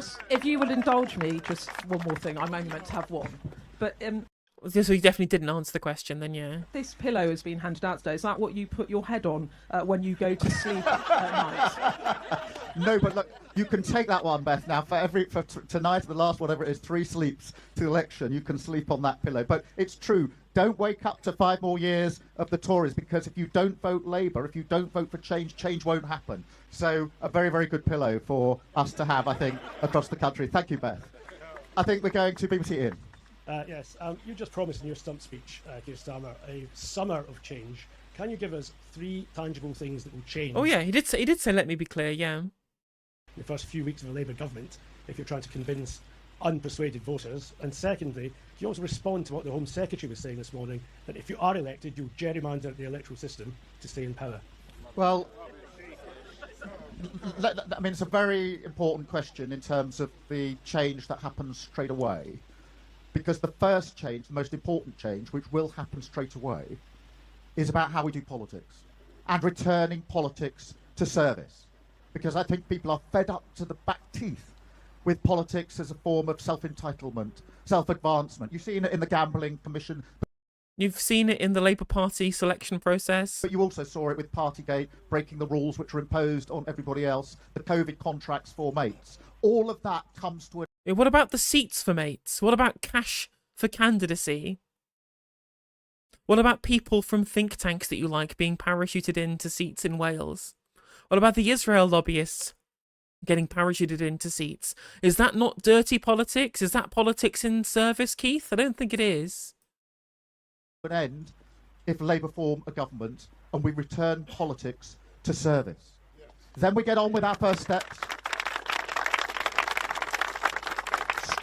Sleeves rolled up, getting on with those first steps, those extra Oh my God, literally, he must have seen all the articles praising him for having his sleeves rolled up and is now just running with the memes because he knows that with journalists in the UK, you can literally just kind of jingle keys and that's how you win over journalists in this country. I mean, to be fair, you know, not exactly a terrible strategy in this country.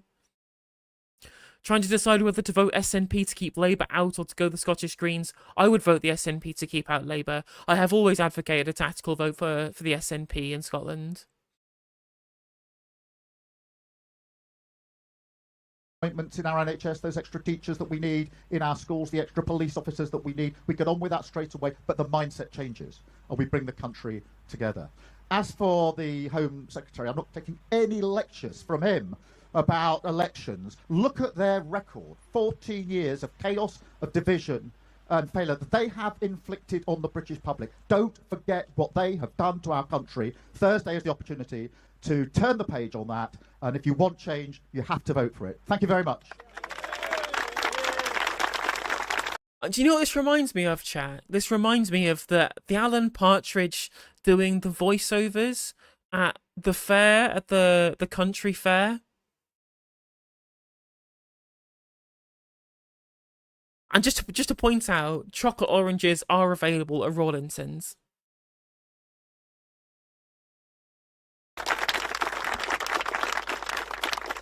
Robert Best on ITV. This weekend, French people have rejected President Macron, who governed boldly from the centre. I mean, surely they've rejected Gabriel Attal, who was the Prime Minister, if it's a federal election rather than a presidential election. And how has Macron governed boldly from the centre? All he's done is cuck himself out to mega corporations and screw over working people.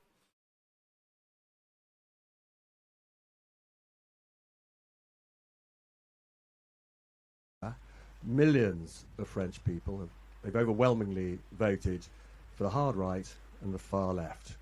What lessons do you draw? Ah, yes, the incredibly far left Parti Socialiste, or the Ecologist Party. Yeah, the incredibly far left François Hollande, and who's the Actually, I don't even know who the leader of the Parti Socialiste is. I know that Hollande is running for a seat in the Assembly, but I forget who the leader of the Parti Socialiste is nowadays. Who is the party of the ecologists? I've just completely forgotten. Because there's like two centre-left parties in the coalition, which is the ecologists and with the Socialist Party. And there's left wing, like the broad left in La France Insoumise, which is Jean-Luc Mélenchon, and then you've got the far left, which is like the communists, like the PCF, which I believe is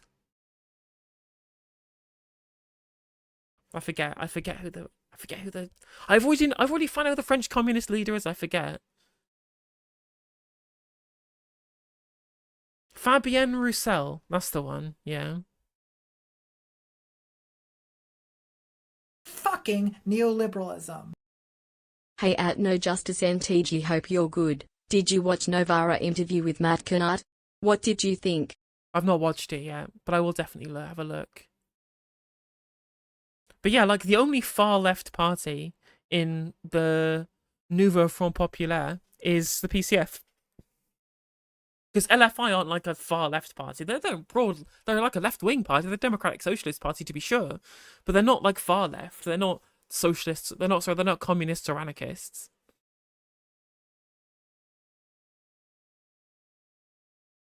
Fabienne Roussel looks a bit dishy. Sounds a bit dishy. I mean, it's a bit of a silver fox. I think a bit of a silver fox, maybe. Draw from that. The lesson that I take from nationalism and populism, wherever it is across Europe, obviously we're seeing the results emerging from France, but we also see the situation in other countries across Europe and across the world. The lesson I take from that is that we need to address the everyday concerns of so many people in this country who feel disaffected by politics, who feel that on this Thursday feel either that the country's too broken to be mended, or that they can't trust politicians because of what the Tories have done after the last 14 years. We have to take that head on. Did you see that George Galloway gave like said he was like soft agreeing with Nigel Farage to show you how far like the Red-Brown alliance goes?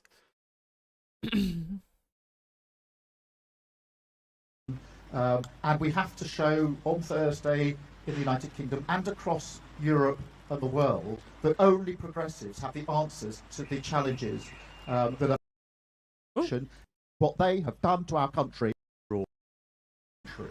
who feel disaffected.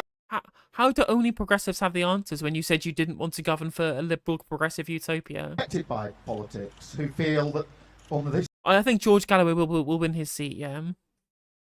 Wasn't soft agreeing, it was full in support. I mean, he can go to hell, I agree that he can. But I mean, I'm not surprised it's full support. I mean, basically, the only progressive party that you can vote for is the Green Party.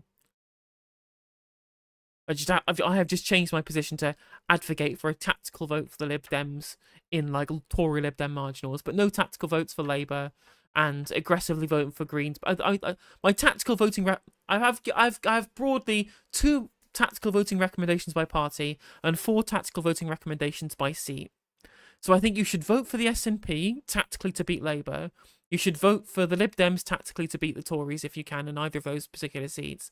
And then there are 4 other seats where I advocate for a tactical vote, party by party. You should vote Labour in North West Essex to beat Kemi Badenoch. You should vote Liberal Democrat in Fareham and Waterlooville to beat Suella Braverman. You should vote for the Conservative Party in Canterbury to beat Rosie Duffield, and you should vote for the Labour Party to beat Joanna Cherry. Those are my only tactical vote recommendations.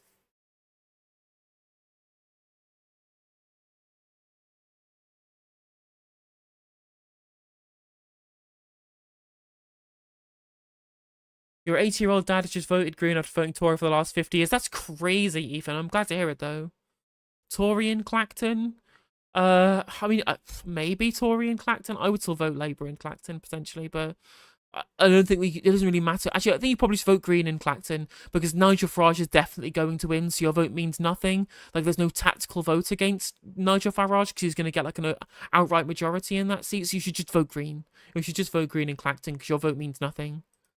Thursday feel either Apart from adding to the Green Party's short money. that the country's too broken to be mended, or that they can't trust politicians because of what the Tories have done after the last 14 years. We have to take that head on, and we have to show on Thursday in the United Kingdom and across Europe and the world that only progressives have the answers to the challenges that are facing us in this country and across Europe. We have to make that progressive cause, but we have to, in making that, understand why it is, certainly in the United Kingdom, after 14 years of chaos and failure, but people do feel disaffected with politics. Return politics to service and continue to make that argument that politics is a force for good. Thank you very much. Thank you all. He said so little and repeated the same phrases 5 times.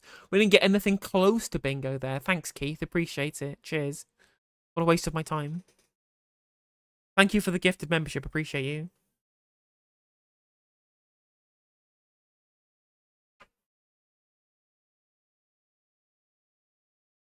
Hey, Emmanuel. How you doing? Fucking neoliberalism.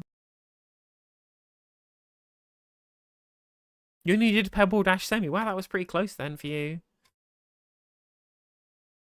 I mean, the thing is that what's quite funny is that the faction of Labour that Keith belongs to is literally called Progressive Britain, and they're just like not progressive in any sense of the word. All of their like progressive, like Section 28 against trans people, how very progressive of them. I know, right? It's crazy. He's going to have the biggest majority of basically any prime minister ever, and he's just nobody likes him. He's such too ineffectual and and just a complete like charisma fucking vacuum.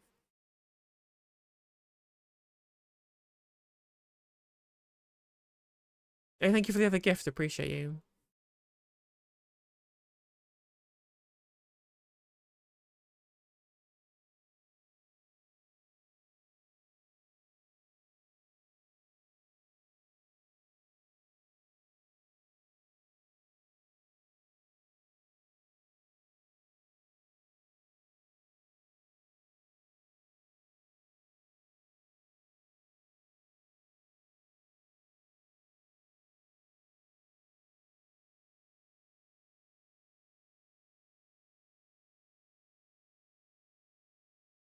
Tats could vote against Mel Stride in Central Devon? Like, I don't think so. I don't think he's likely to lose. Is Starmer our Macron? Absolutely, Starmer is our Macron. You can look forward to PM Farage in 29. Oh, hey. Thank you for the raid. Turn left. Appreciate you. Welcome in, Turn Left viewers. I hope you're doing well. Come in, come in. If you don't know me already, surely if you're a Turn Left viewer, you know me already. But if you don't know me, well, you're through the Justice stream. We talk about UK politics 6 days a week. We stream 6 days a week talking about UK politics from a socialist perspective. Please make sure that you like the stream and also you subscribe. It's free over on YouTube for you to subscribe for future content. We put out a segment every day. We put out a stream every 6 days a week, and we put out TikToks every single day. If you want to follow TikTok at NoJusticeMTG, and I'm also there on Twitter, Instagram, Facebook, all of that jazz as well. If you'd be able to follow, should you wish. But if you're dropping in hello, please go and like the stream and subscribe if you can. Thank you very much, Curtis, for the raid. I hope your stream with Matt Zarb cousin was good. But Macron was the adult in the room. He truly was, right? He was the adult in the room. You have your choice was between, like, literal, actual, like, communist Jean-Luc Mélenchon or the fascist Marine Le Pen. You have to go with the sensible centrist Emmanuel Macron, who just adopts Marine Le Pen's policies anyway, and then still loses.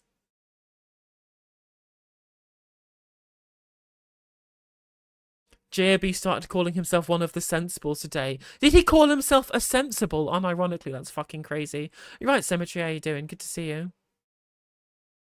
Thank you, Shaking Willie up for the follow. Appreciate you. Literally verbatim. Fucking hell. I hate James O'Brien so much. Oh my god, he's so awful. He's just like all of the worst elements of the centrist dad of like briefcase Labour. It's in his monologue video. Is it really? You fucking kidding me? Seriously?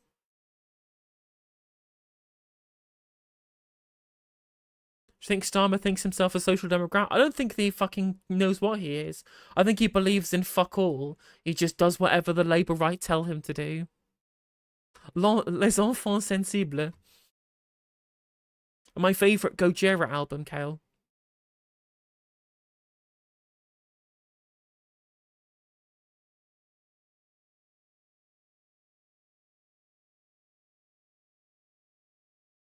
Because I'm literally a communist. Thank you for the follow, Tom. Appreciate you.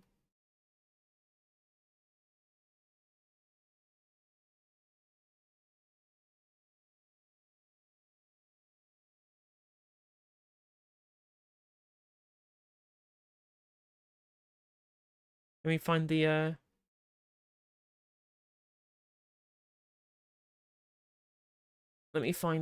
the James O'Brien bit. Find himself calling himself a sensible. Because that's fucking crazy if he's done that. Oh my god, I fucking hate him. I hate him.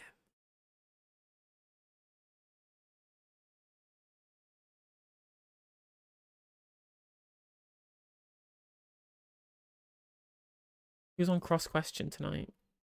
Jesus Christ. Stuart Jackson, Femi, and Tim Stanley? Jesus Christ, that's a curse. That's a cursed Cross Question. It's incredibly cursed. Interesting that the BBC, for example, very comfortable talking about. French private media have spent the entire time since election was called bashing the left coalition.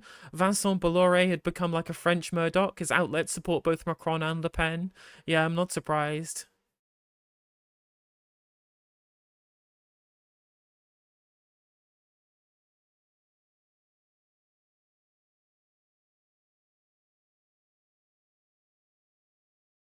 If betting news, if Greens win Waveney and North Herefordshire up 300 quid, I'm tempted to throw a tenner at Reform UK winning in Mid Buckinghamshire.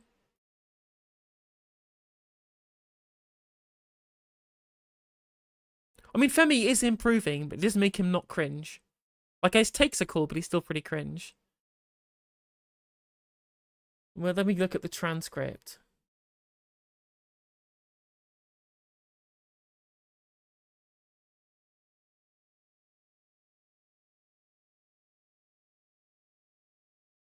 Oh my god, he literally does it.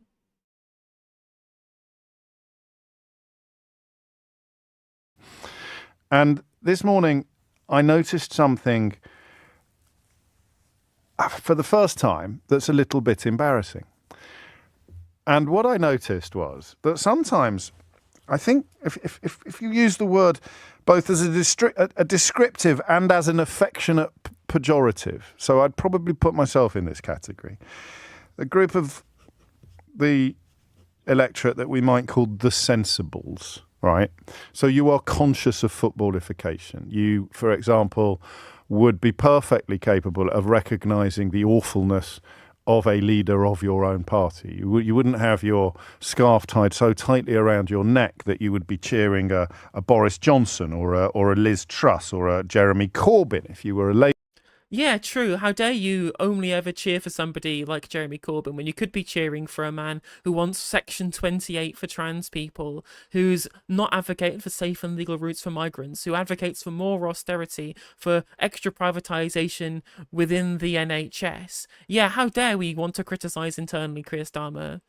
But, oh my god, he literally called himself a sensible, unironically, and literally just said, but sensible is when you advocate for things within the Overton window, and if you advocate for anything else, then you're crazy. And that's footballification of politics. Oh my god, I hate him so much. He's just the worst. He's literally the worst.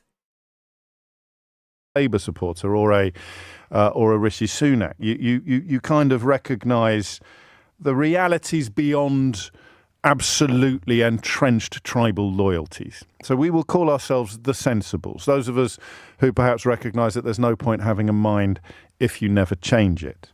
So there's a difference between changing your mind and deliberately lying, James. The sensibles sometimes strive to have something sensible to say. You find yourself in a political conversation and somehow an idea has taken hold in your mind that there is something troubling about a massive majority for the Labour Party.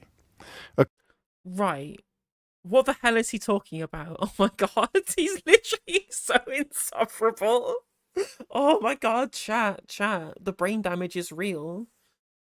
Yeah, maybe if you don't want a big Labour majority, vote for a smaller party. Of course, for that to work, there has to be something troubling about a Mahusive majority for every party. So, Oh, that's crazy. Yeah, absolutely right. In chat, like, we're not tribal, but if you want anything other than centrist neoliberalism, then we will scream at you for being tribal. No, the idea that just having like values and beliefs is tribalism to hear this person. Unless your beliefs are centrist liberalism, in which case you're without ideology. Oh my god, it's literally the worst artifact of every single centrist neoliberal in the world. This Fukuyamaism they do, where they believe that they are the true people without ideology, when liberalism itself is an ideology. I hate them. I hate them so much. we would have to cast our minds back to 2019 and find out how Yeah, it's only footballification if other people do it. many members of the right-wing media or the Conservative Party expressed reservations about Boris Johnson being gifted too big a mandate. A mandate, remember, that was secured after he'd chucked out of the party anybody prepared to stand up to him and point out the lies he was telling, specifically about the plausibility or desirability of a so-called no-deal Brexit. So, James, are you saying that lying in politics is bad? Are you saying that when somebody says something that they know isn't true so that people vote for them, regardless of those outcomes, then it's bad? Right? You're saying that lying in politics is a bad thing, that dishonesty erodes our trust in politics? They're so close, right? They're so close. They're so close to getting it. But again, it's only bad when the other team do it. And this is the guy who rants about the footballification of politics. And of course, the politics only started in 2016. So I'm not going to double check everything, but I'm fairly confident that when Boris Johnson was marching on Downing Street with a Mahusive majority and with and on the back of the expulsion of almost everybody who was both honest and courageous. I think some honest people stayed behind who weren't courageous. Yeah, this is the same James O'Brien who said that when Keir Starmer expelled people who wanted to have principles to stick to on things like socialism within a democratic socialist party, when they were purged by Keir Starmer, that it was just the manager picking the team. It's incredible. It's the cognitive dissonance is unfucking real. It's unreal with these people. Totally unreal. And some courageous people stayed behind who weren't honest. I mean, fast catamaran sailing is, it's no easy matter. But the idea that anybody was warning that Tories were going to be allowed to have too much power, unchallenged power, and that we were all supposed to clutch our pearls about it is objectively laughable, right? And this was a guy who, within minutes of getting his feet under the desk at Downing Street, was sending Jacob Rees-Mogg up to Balmoral to lie to the Queen and preparing to unlawfully prorogue Parliament. And, of course, to lie repeatedly to Parliament itself until he was blue in the face. So I guess there is a case for saying that a Mahusive majority can be dangerous, but only if you've got a demonstrably corrupt liar in charge. And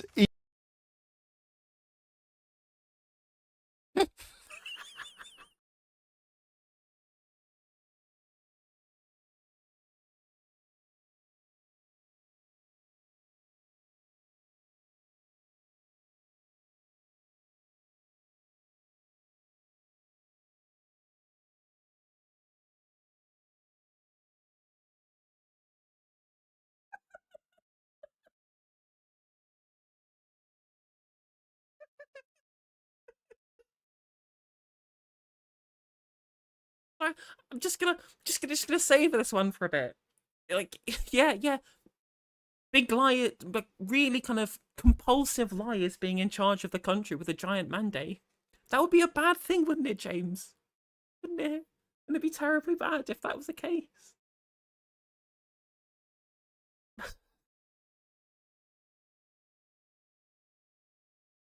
Yeah, zero self-awareness. Zero self-awareness. Surely not.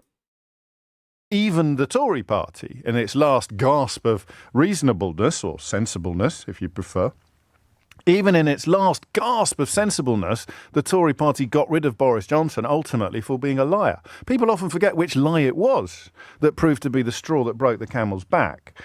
Quite a few of you are saying, please stop saying Mahusiv. Are we not enjoying the use of the word Mahusiv? It gives me a little place to go that's not supermajority. All right, huge, a huge majority. I won't say Mahusiv again. Well, I may allow myself a couple of Mahusivs, but I won't have it as my go-to adjective for the potential, possible Labour majority. People forget what the lie was that finally did for Boris Johnson. It wasn't a lie about parties. It wasn't a lie about COVID. It wasn't a lie about wallpaper. It wasn't a lie about Owen Paterson. It wasn't a lie about any of the long list of lies that it could have been about. It was actually a lie about appointing a known sex pest to a senior position in the Conservative Party, and the fact that everybody knew that he knew.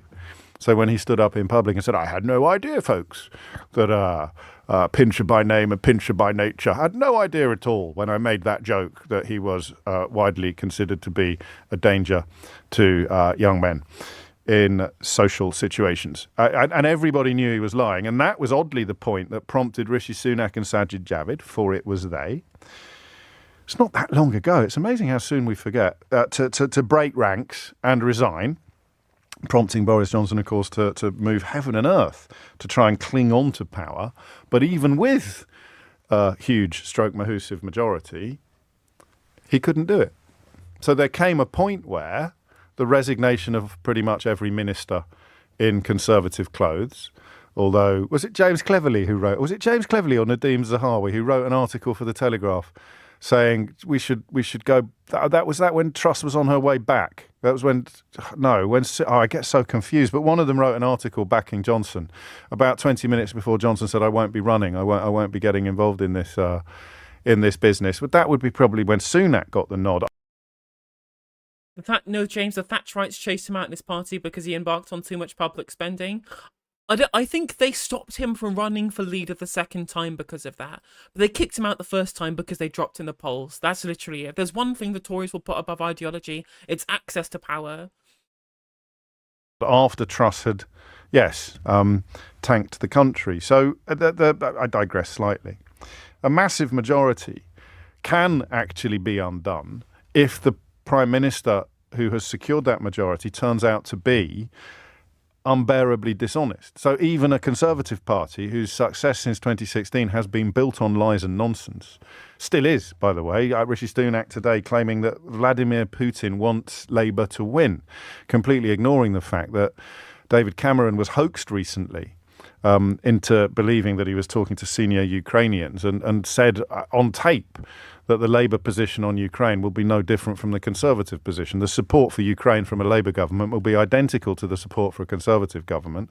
David Cameron telling the truth in what he thought was secret doesn't stop Rishi Sunak, because Conservative success over the last 8 years has been built on lies and nonsense, from claiming that Vladimir Putin somehow wants the Labour Party to win the general election. I don't think there's any doubt about where Vladimir Putin's loyalties lie when it comes to British politics. It's been clear since, and indeed before, Brexit.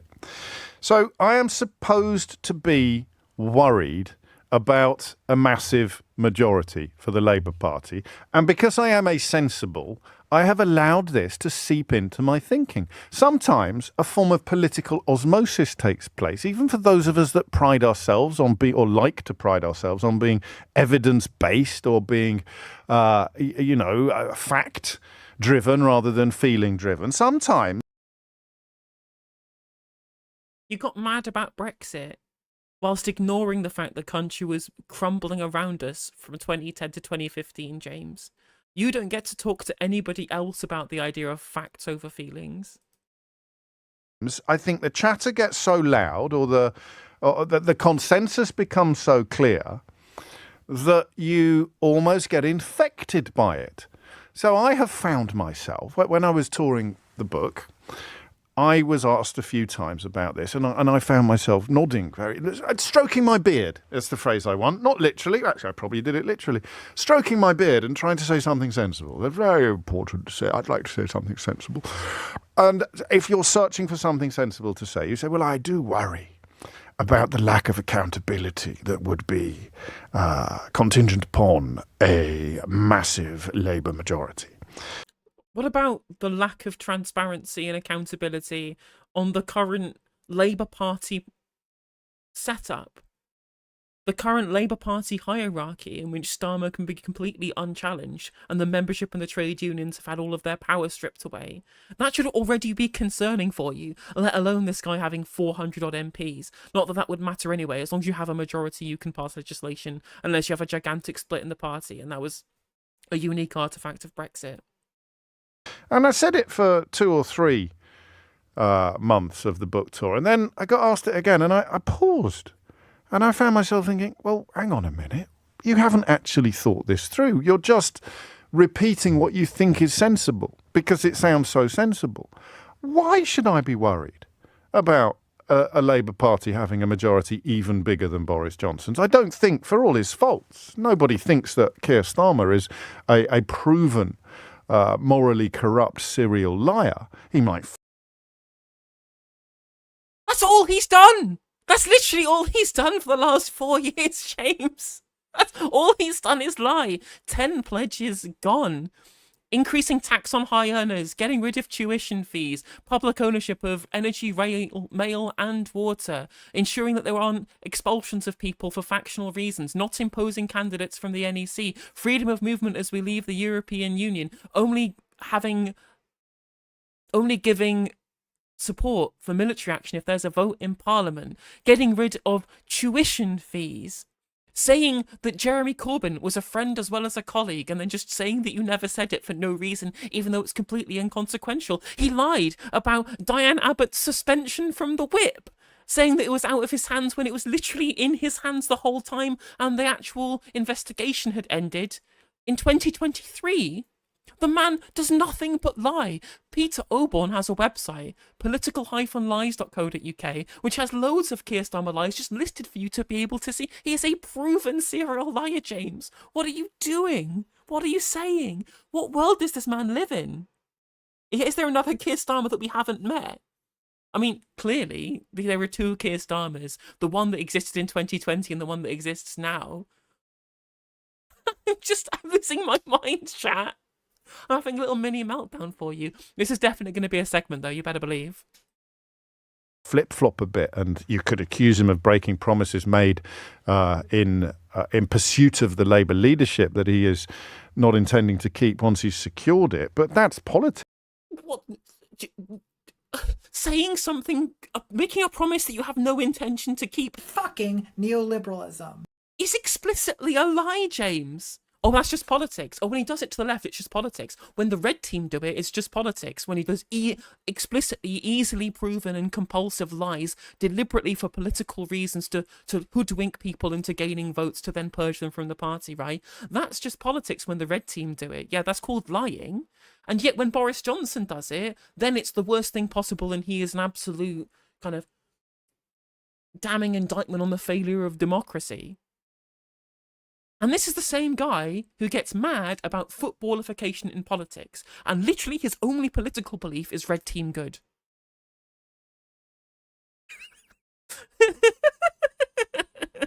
Yeah, promises you don't intend to keep. What's that called? What's another word for that?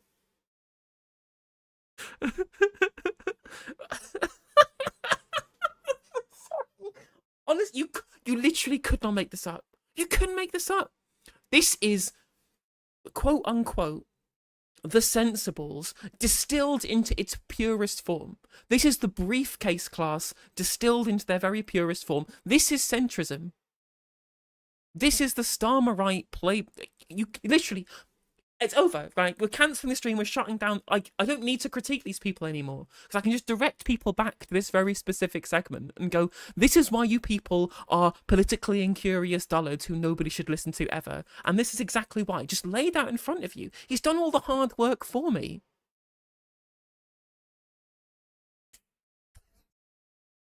It's just not an issue, though. I guess not an issue. Johnson's level of lying. Imagine how big a lie you have to be to get kicked out by a Brexit party, by a Tory Brexit party. How big a liar do you have to be to get chucked out by The kind that stops them winning elections because they dropped in the polls. Like, that was it. A party whose entire electoral mandate is built on lies. Answer, very big liar. Huge. Ginormous is a good word. Ginormous liar. When did James O'Brien become a satirist? I don't know, Monkey Speech. I have no idea when he became a satirist. Literally, it's like what would happen if... Who was the socialist who used to do, like, Radio 4 stuff? The guy who died recently. What was his name? He was really good.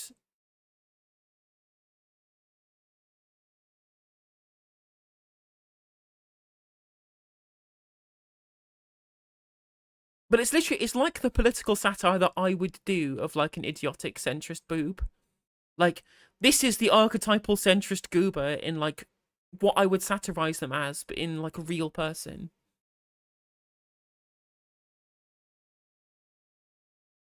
Yeah, it's a real jumping of the show. Jeremy Hardy, exactly. It's Jeremy Hardy I was thinking of, yeah. So, 10:15 is the time. How worried are you about the size of Labour's majority? One of the really interesting things I saw in some of the polling at the weekend was that it's had the opposite effect. Use of this word supermajority, which is, as we said, simultaneously meaningful and meaningless. Right, that's what we wanted to watch, but my God, chat. Oh my, whoever suggested that we watch that in chat. Mwah, perfect, literally, thank you very much, incredible, perfect, appreciate you.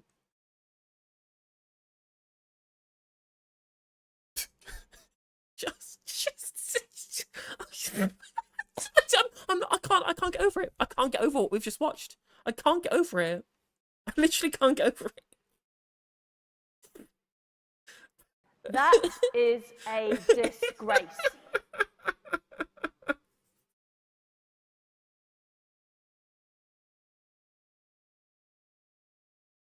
Oh my God. Oh, right. I'm sorry I'm actually very right wing, and I loved it. I loved it. I'm sorry to interrupt this, but I have to clip this and put this on Twitter right now. I can't not immediately put this on Twitter, chat. I just have to edit a segment right now.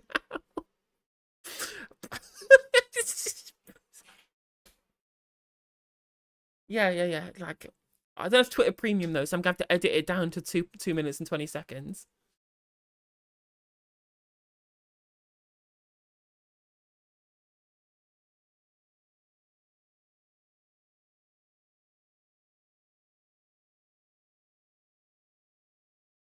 Yeah, show it to Tansky. It's group therapy.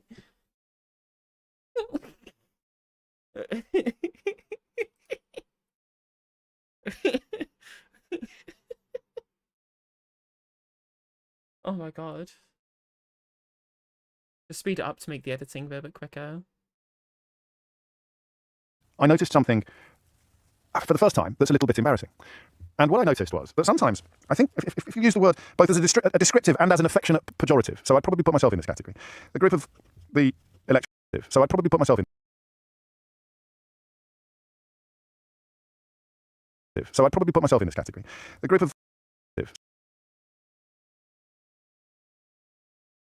You have to look at me do my really terrible editing, because I'm not good at editing. I literally have, like, the cheapest, like, free software that Microsoft had available. So I'd probably put myself in this category. The group of the electorate that we might call the sensibles, right? So you are conscious of footballification. You, for example, would be perfectly capable of recognising the awfulness of a leader of your own party. You wouldn't have your scarf tied so tightly around your neck that you would be cheering a Boris Johnson or a Liz Truss or a Jeremy Corbyn if you were a Labour. Yeah, true. How dare you only ever cheer for somebody like Jeremy Corbyn when you could be cheering for a man who wants Section 28 for trans people, who's not advocating for safe and legal routes for migrants, who advocates for more austerity, for extra privatisation within the NHS. Yeah, how dare we want to criticise internally Keir Starmer? But, oh my God, he literally called himself a sensible, unironically, and literally just said, but sensible is when you advocate for things within the Overton window, and if you advocate for anything else, then you're crazy. And that's footballification of politics. Oh my God, I hate him so much. He's just the worst. He's literally the worst. It's incredible as well. He says, we can't criticise people within our own party. And I'm just like, you literally will never criticise Keir Starmer. And he does explicitly terrible things over and over again. Neoliberalism. Thank you for the 5 gifted, Nick the Present. Really appreciate the support. Thank you. I'm going to need it to be able to pay for the therapy I'll need after this. Labour supporter or a Rishi Sunak. You kind of recognise the realities beyond absolutely entrenched tribal loyalties. So we will call ourselves the sensibles, those of us who perhaps recognise that there's no point having a mind if you never change it. So there's a difference in changing your mind and deliberately lying, James. The sensible sometimes strive to have something sensible to say. You find yourself in a political conversation and somehow an idea has taken hold in your mind that there is something troubling about a Mahusive majority for the Labour Party. Right. What the hell is he talking about? Oh my God, he's literally so insufferable. Oh my God, chat. The brain damage is real. Yeah, maybe if you want a big Labour majority, vote for a smaller party. Of course, for that to work, there has to be something troubling about a Mahusive majority for every party. So, oh, that's crazy. You're absolutely right. In chat, like, we're not tribal, but if you want anything other than centrist neoliberalism, then we will scream at you for being tribal. The idea that you're having like values and beliefs is tribalism to any person. Unless your beliefs are centrist liberalism, in which case you're without ideology. Oh my God, it's literally the worst artifact of every single centrist neoliberal in the world. This Fukuyamaism they do, where they believe that they are the true people without ideology, when liberalism itself is an ideology. I hate them. I hate them so much. That'll do as a clip. That'll do as a clip with him calling himself the sensibles. Oh, it's 2 minutes 27. No. I guess I have to do it at 1.3 times speed. But it's usually slightly too quick at 1.3. 2:16. That'll do. That'll do as a clip.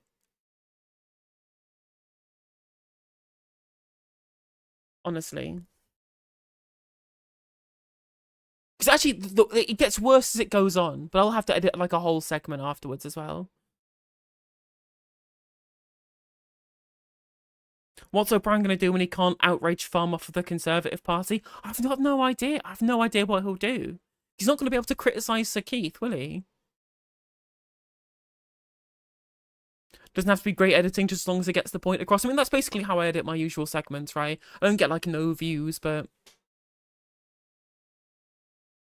The issue, of course, is that you can get really good software for free. I'm just not a video editor. I'm not good at video editing. Everything I know about video editing is stuff that I've picked up from engaging with the software myself. So the cheap stuff that's not very good is actually pretty good for me because it's super simple. I don't have to worry about all of the complex stuff in the background because it's just cutting up different pieces of video footage, which the Clipchamp is the software I use, is super useful for because it's hardly difficult to be able, super simple in terms of like the visual way that you use it.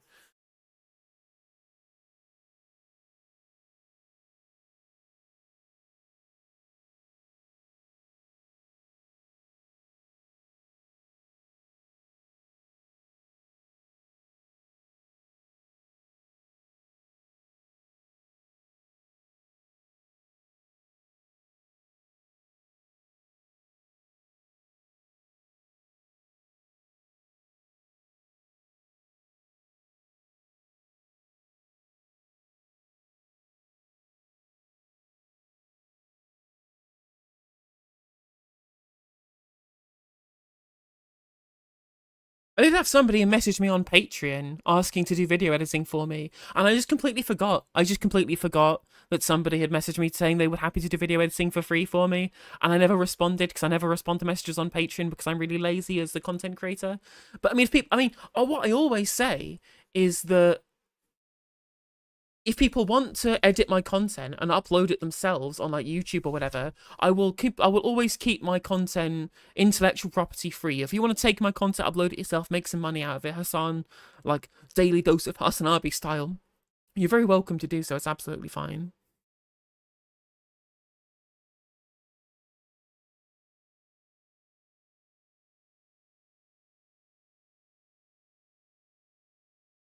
I mean, I get plenty of views off of the things that I post already. They don't necessarily need to be the most polished, highly edited stuff in the world. It shouldn't be a problem.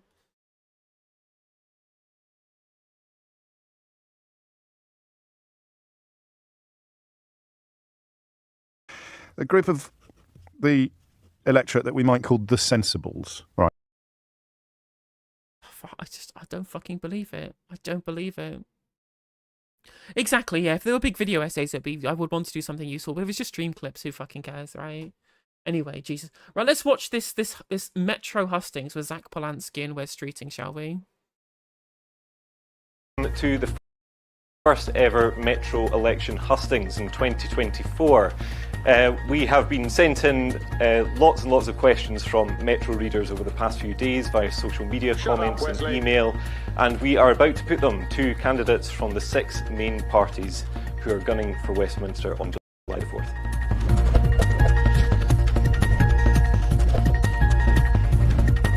So we are joined with David Simmons, who was elected as the MP for Ruislip, Northwood and Pinner in 2019. We have Wes Streeting, the Shadow Health Secretary and the running as a candidate for Ilford North. We have the Lib Dem Deputy Leader, Daisy Cooper, a candidate for St Albans. We have Zach Polanski, the Deputy Leader of the Green Party.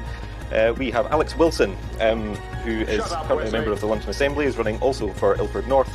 And we have Ian Blackford, the ex-Westminster leader for the SNP, who is standing down at this election. We'll do a quick icebreaker to start everyone off. One of the main sort of points of reference that people in politics have for the past few years, for better or for worse, is Liz Truss's lettuce. That seems to be where people's minds go when they think about politics. What would you do to make sure you don't end up in your own lettuce video?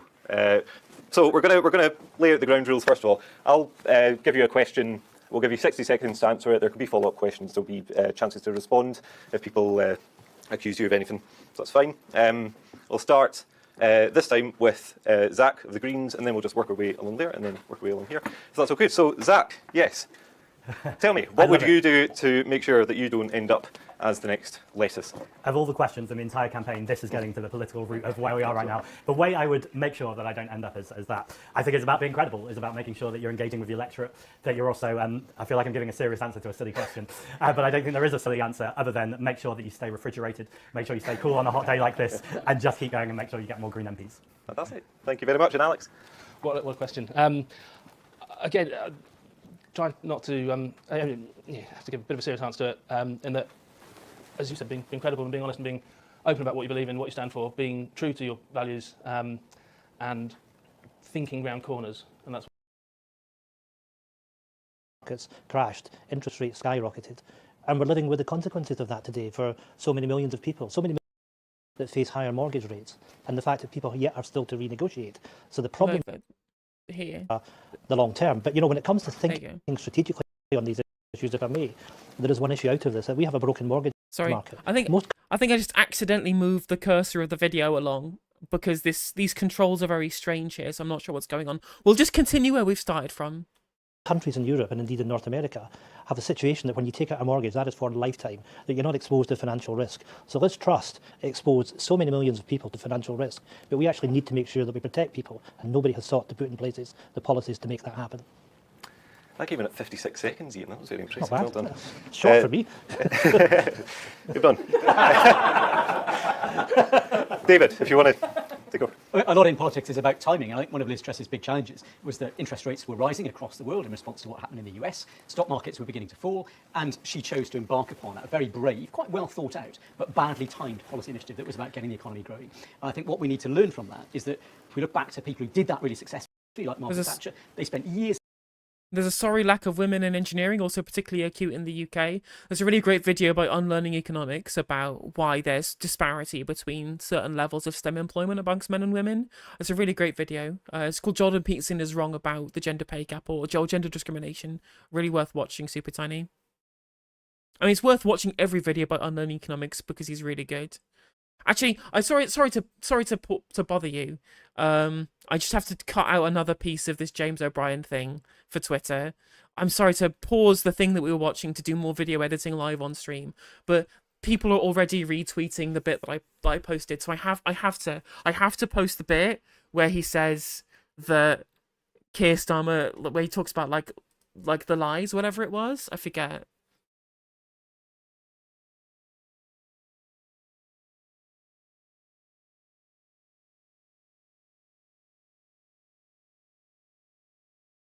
Oh, stop being slow. I know I'm streaming at the same time, Clipchamp, but you can do it. I believe you. Unlearning Economics it's one of my favourite channels on YouTube. The bit where I just kind of lose my shit. Where is it? Well, but yeah, that'll be it. That'll be it.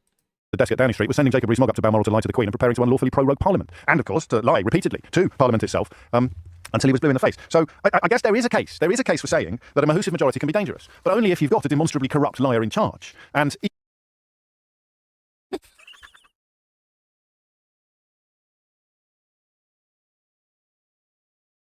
this is a good moment.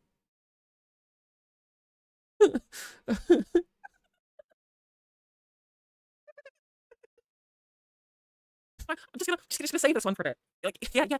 Big liar, but really kind of compulsive liars being in charge of the country with a giant mandate. That would be a bad thing, wouldn't it, James? Wouldn't it? Wouldn't it be terribly bad if that was the case? That'll do. Purged by Keir Starmer. That it was just the manager picking the team. It's incredible. It's the cognitive dissonance is unfucking real. It's unreal with these people. So they are the true people without ideology. I hate them so much. We would have to cast our minds back to 2019 and find out how Yeah, it's only footballification that other people do it. many members of the right-wing media or the Conservative Party expressed reservations about Boris Johnson being gifted too big a mandate. A mandate, remember, that was secured after he'd chucked out of the party. Anybody prepared to stand up to him and point out the lies he was telling specifically about the plausibility or desirability of a so-called no-deal Brexit? So, James, are you saying that lying in politics is bad? Are you saying that when somebody says something that they know isn't true so that people vote for them, regardless of those outcomes, then it's bad? Right? You're saying that lying in politics is a bad thing, that dishonesty erodes our trust in politics? They're so close, right? They're so close to getting it. But again, it's only bad when the other team do it. And this is the guy who rants about the footballification of politics. And of course, the politics only started in 2016. So I'm not going to double-check everything, but I'm fairly confident that when Boris Johnson was marching on Downing Street with a massive majority and on the back of the expulsion of almost everybody who was both honest. So I'm not going to double-check. So I think this would be good enough. We're going to have to do a whole fucking segment. I'm not going to double-check everything, but I'm fairly confident that when Boris Johnson was marching on Downing Street with a massive majority and on the back of the expulsion of almost everybody who was both honest and courageous, I think some honest people stayed behind who weren't courageous. Yeah, this is the same James O'Brien who said that when Keir Starmer expelled people who wanted to have principles to stick to on things like socialism within a democratic socialist party when they were purged by Keir Starmer, that it was just the manager picking the team. It's incredible. It's the cognitive dissonance is unfucking real. It's unreal with these people. Totally unreal. And some courageous people stayed behind who weren't honest. I mean, fast catamaran sailing is it's no easy matter. But the idea that anybody was warning that Tories were going to be allowed to have too much power, unchallenged power, and that we were all supposed to clutch our pearls about it is objectively laughable, right? And this was a guy who, within minutes of getting his feet under the desk at Downing Street, was sending Jacob Rees-Mogg up to Balmoral to lie to the Queen and preparing to unlawfully prorogue Parliament. And, of course, to lie repeatedly to Parliament itself until he was blue in the face. So I guess there is a case. There is a case for saying that a massive majority can be dangerous, but only if you've got a demonstrably corrupt liar in charge. And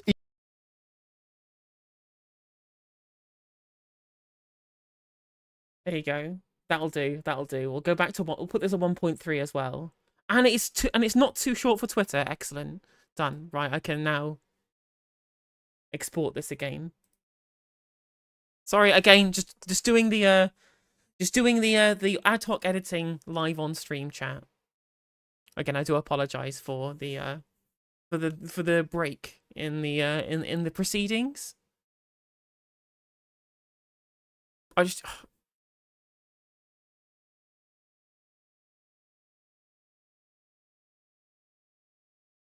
You're enjoying the live editing? Girls got skills, yeah, absolutely. Yeah, speedrun and clip champ. It was urgently. I mean, I still can't get over it. I still can't get over it.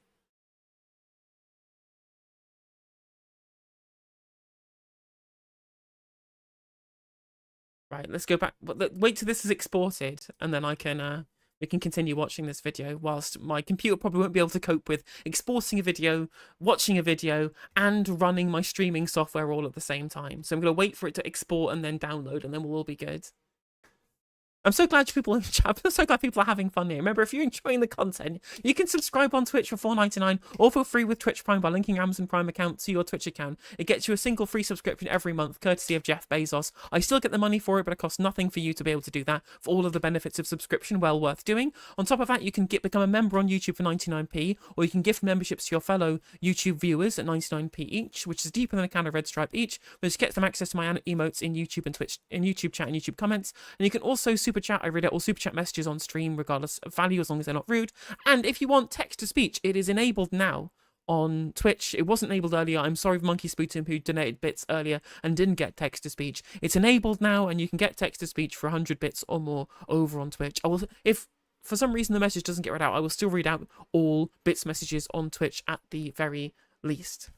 Right, let me upload this other segment here.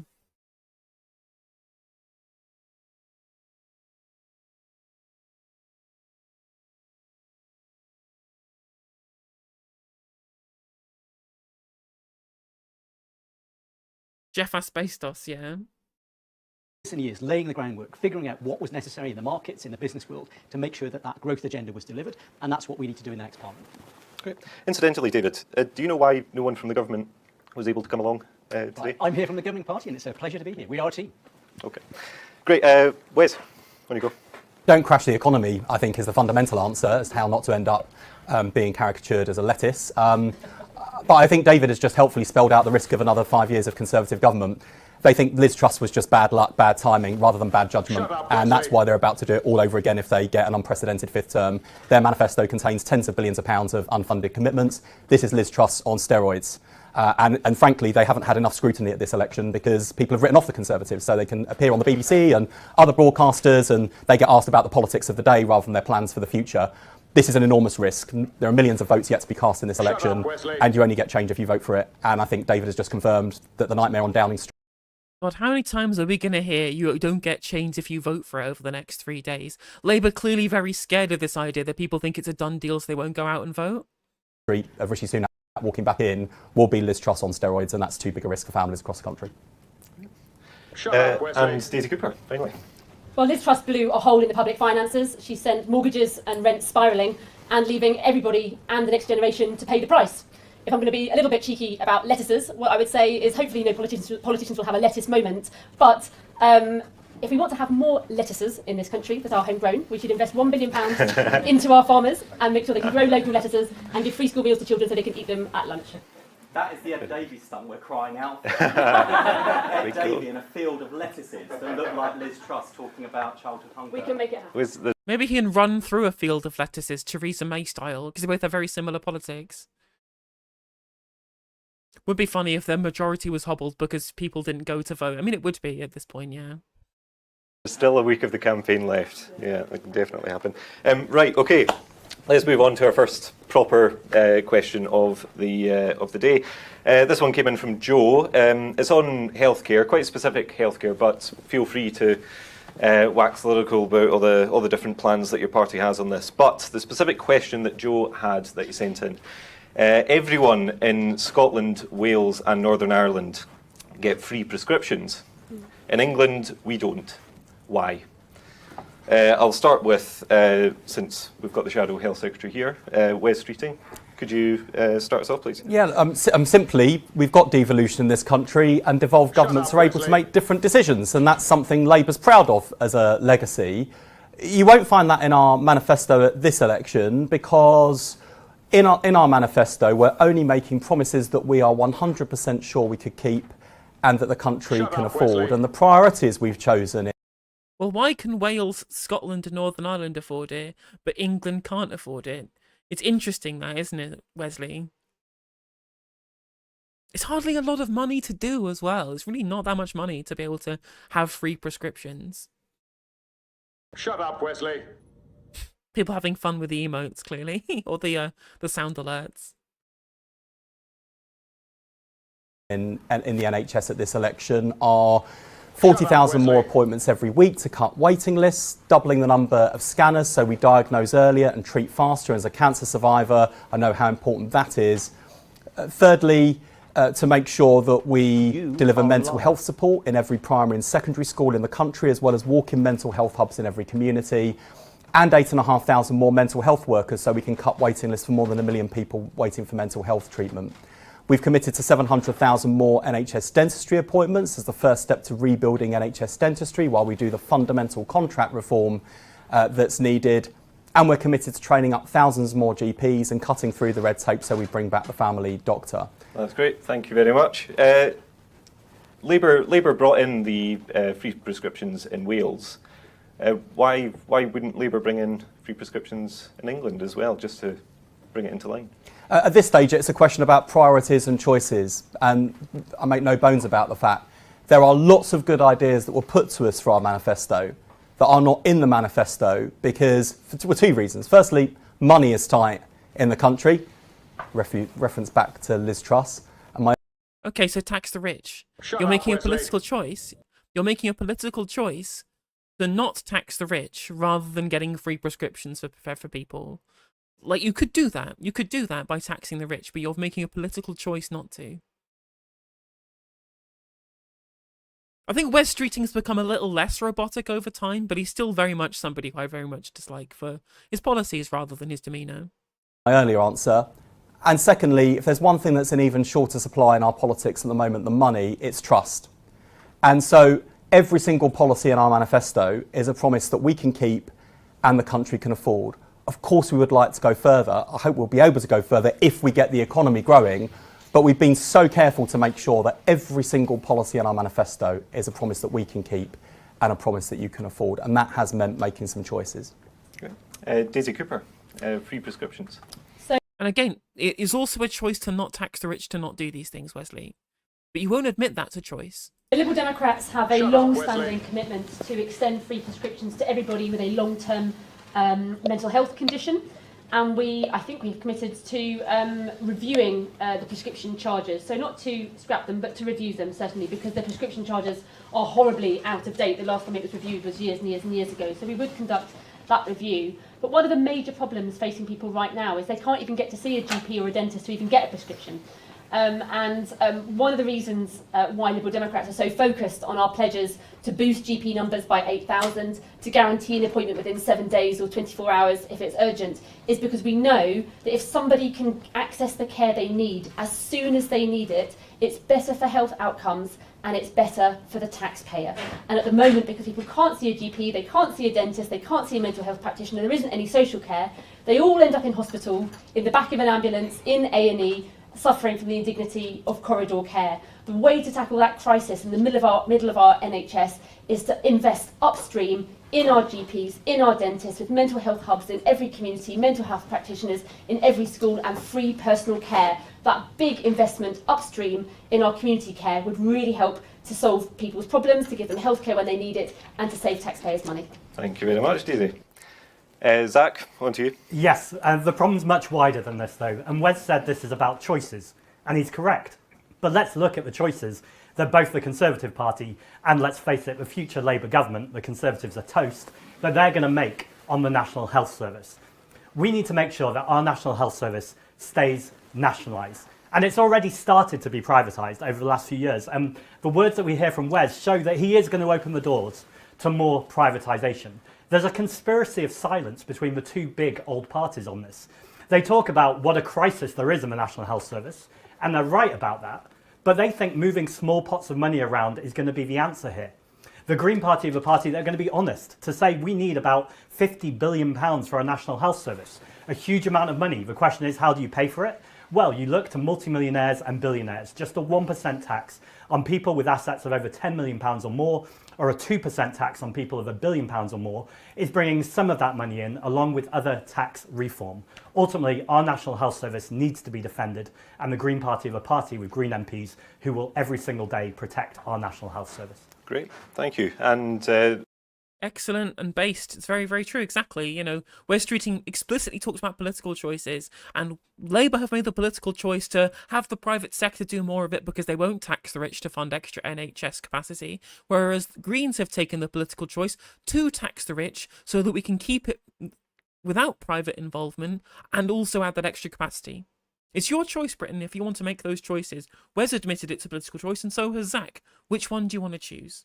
It's up to you, Britain. Wes, are you opening the door to privatisation? No, not at all. Look, I've said unashamedly that we do want to hold the door open for Britain's life sciences and medtech sector to come up with the new treatments and new technologies that will mean that people have better health outcomes and healthier life expectancy. I know some people on the left believe. But you explicitly said we are holding the door wide open for the private sector. You literally said you wanted to go further than Blair on privatisation. Stop lying about what you've previously said because Zach has called you out on it. About that, somewhat ironically, on Elon Musk's platform. But I think that is a sensible thing to do, both for the future of our health service and the future of our economy and our life sciences sector. And when it comes to using spare capacity in the private sector to bring down NHS waiting lists, absolutely, because the alternative we see opening before our eyes, those who...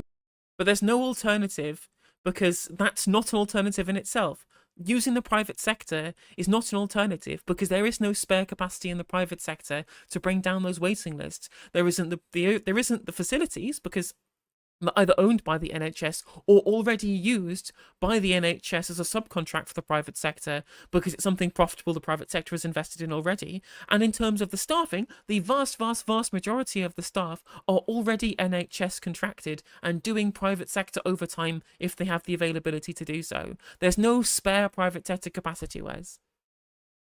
who can afford it pay to go private, those who can't are left behind.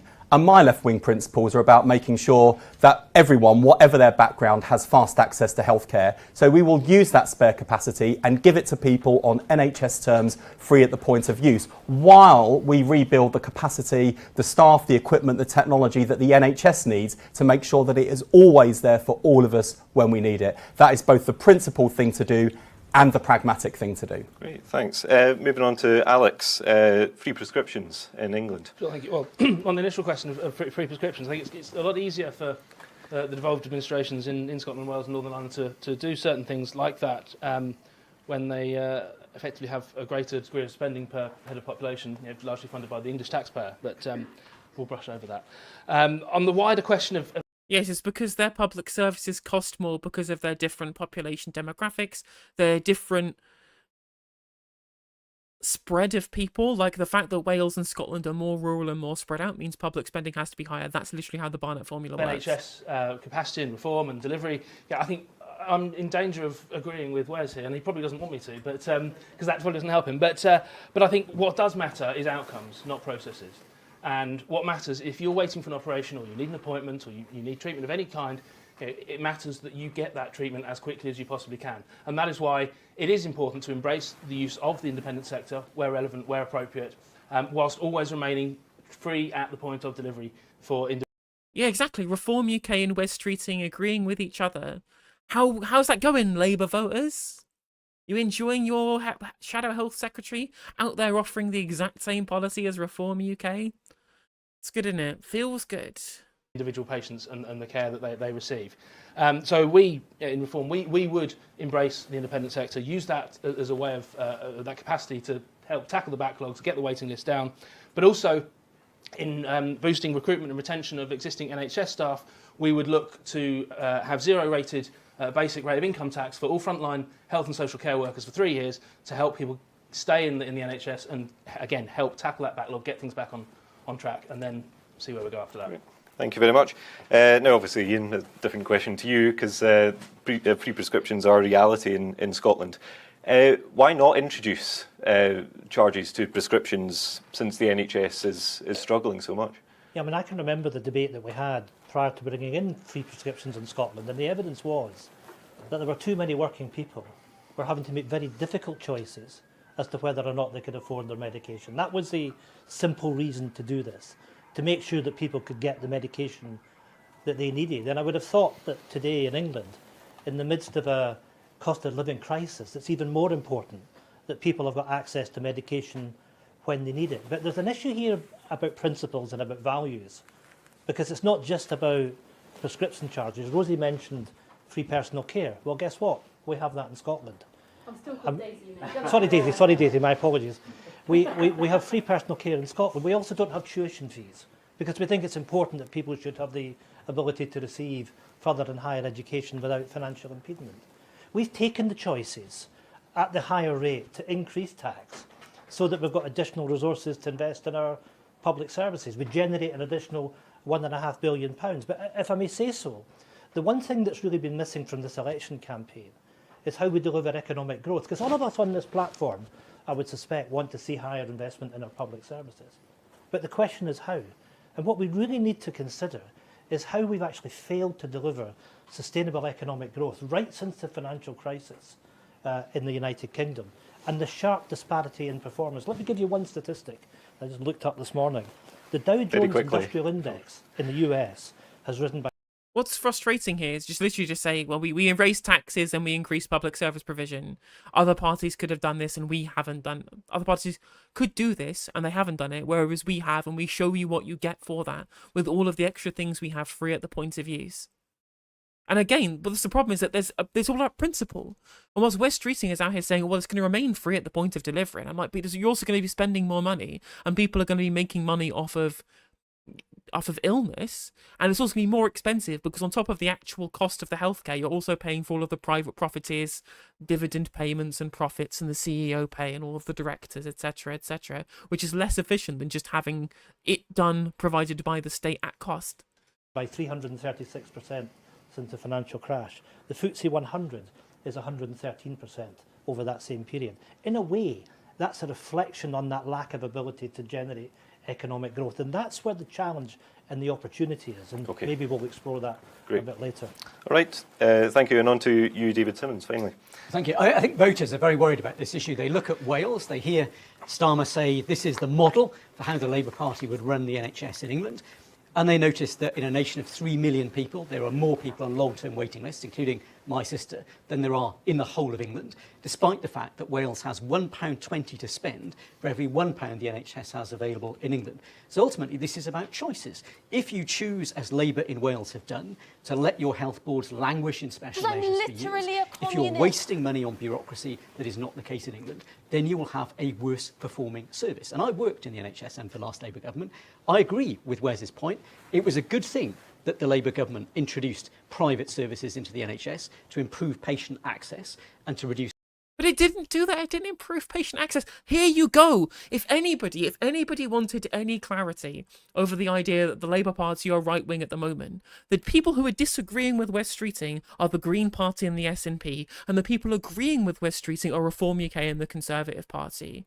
How many times does this have to happen before centrists get into their incredibly thick, incredibly wide heads that the Labour Party represents the right wing in politics now? Like, how many times does this have to happen for them to see sense? Waiting lists. I think it's right that the Conservative government has carried very on that, right-wing, and it's a feature and I of every loved it. high-performing health system in the whole world. But voters need to think to themselves, when Wes says this manifesto is not the full extent of our plans, what is coming down the track? If we just need to get to the extent of the English NHS being worse performing, but with 20% more money, what level of tax rises are we going to see just to pay for that? Thank you. Cheers. OK, right, let's move on to our next topic, which is social care. We had Stephanie, who messaged in saying, will any of the parties commit to stopping carers on universal credit having their money taken as working benefit? Just for a bit of context, universal credit payment is reduced by an amount that's equal to the carers allowance payment, although UC might be boosted if you're caring for someone who gets a disability-related benefit. I mean, that's exactly why, Lewis. It's exactly why Scotland is so keen on migration, because it'll keep up their working age population, as I've said before. So Lib Dems say that they've put social care at the heart of their manifesto, so I'll let Daisy kick off for us. On you go. A direct answer to that question is yes. We would end the appalling scandal of unpaid carers working hard, caring for their loved ones, earning just a few pence or a few pounds too much, and then being penalised with The guy on the left is the Tory. thousands and thousands of pounds by way of a penalty. It is, the government has been warned about this for years. They knew they had to fix it and they didn't, and we have said that we would stop it from happening. So that's a direct yes to that particular question. But you're right, we Liberal Democrats have been talking about social care. We think we're the only party that's talking very seriously about the social care. Social care is important in its own right, but it's also important because you can't fix the NHS unless you fix social care. So we've made a very big, bold pledge to introduce free personal care for every older person and disabled adult who needs it. We've said we would introduce a higher minimum wage, £2 higher than the existing minimum wage for care workers, so that we can attract carers back into the profession and recruit more into the profession as well. We would introduce a Royal College of care workers so that care workers have a strong voice on the national stage, always speaking up for them, talking to government about their needs and about the changes in care and in the care sector that will inevitably come down the line. We've talked about. Hey, Scandal UK, thank you for the Prime sub. And I appreciate Nathan Noob earlier for the Prime sub as well. I appreciate you throwing your Bezos bucks my way this month. Increasing the carers allowance for all of these unpaid carers who do a fantastic job, and improving rights for kinship carers as well. Care really is at the heart of our manifesto. For Ed Davey, it's personal. For many of us in the Liberal Democrats, it's also personal. But for us, it's a political priority, and we want every single government to commit to cross-party talks immediately after the general election. Thank you very much. Moving on to Zach. On you go. Yeah, care is absolutely a priority for the Green Party. Ultimately, this is about who we are as a country. Are we going to be compassionate, and are we going to make sure that people are looked after in their direst need? Or are we actually going to say there's no money left, or we're going to put the capacity in the private sector, which is taking capacity from the National Health Service and putting more burden on it? My partner works in palliative care in a hospice, and talks often about the situations you see where people have cared for people, sometimes for a long period of time with no money, and often this burden falls to women.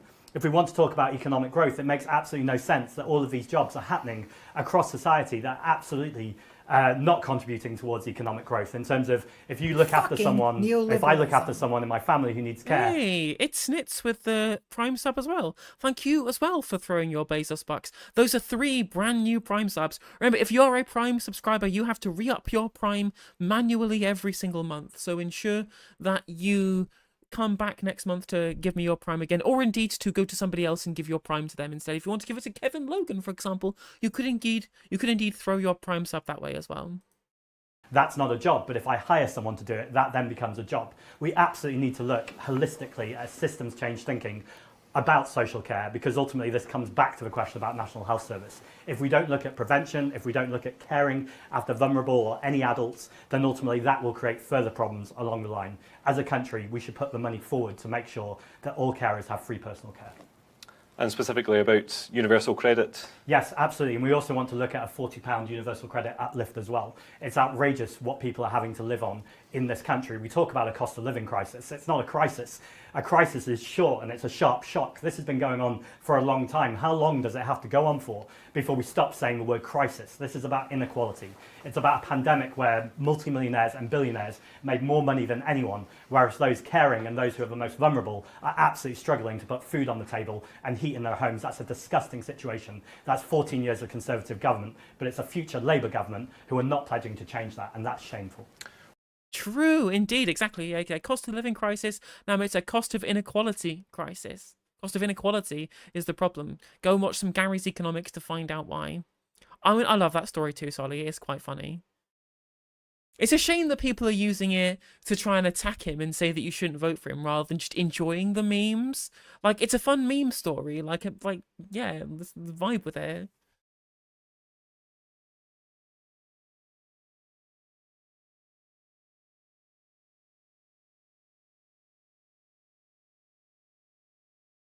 I'm not sure, Monkey Nuts. I mean, it might say in my feed. I've not checked. I mean, it says you're subscribed on here, so that you've got access to the emotes and stuff. So Right, Alex, would Reform commit to stopping carers on universal credit having their money taken as working benefit? On this precise point of the question, the sort of technical point, I honestly, I'm going to be honest, I don't know the answer to that and what our party would do on that. But on the wider point about social care, it's an issue which is extremely important to me personally, having only a few years ago gone through this whole situation with my father. We're currently going through a very similar situation with my father-in-law. He is still at home at the moment, but will not be for much longer, and we're trying to find somewhere suitable for him to go to see how the rest of his days. But the impact that it has on the families, and particularly unpaid carers working extremely hard. Very shortly after I was elected to the London Assembly, I had a meeting with a representative from Carers UK, and I want to keep that discussion ongoing. I also met with Marie Curie, and it's an issue which I say I don't know exactly what our party's line is on it, but it's something that I'm personally very interested in and want to help influence that line. Also, my role on the Assembly, I'm on the Health Committee, and last week we set our work programme for this coming year, and directly thanks to my intervention I managed to get social care added as a topic for investigation. So, okay, I'm not in the same position as being the next Health Secretary, but it is something that I am very, very keen to do something about, whilst, say, on that specific point, haven't got the answer. isn't it? Don't you find it interesting how all the Reform UK candidates basically haven't got a clue what they're talking about? And they've also not good orators either. It's almost like that they just were scrabbling to find literally anybody who would represent them at any level, which is why they have all these problems with their candidates and why all their candidates are shit. Yeah, but it's something I want to work towards. Okay, great. And Ian Blackford, this is a devolved matter, I believe, the carers allowance and universal credit. I couldn't find this online. Is the carer support payment, is that deducted from universal credit? And could you also just tell us about the SNP social care?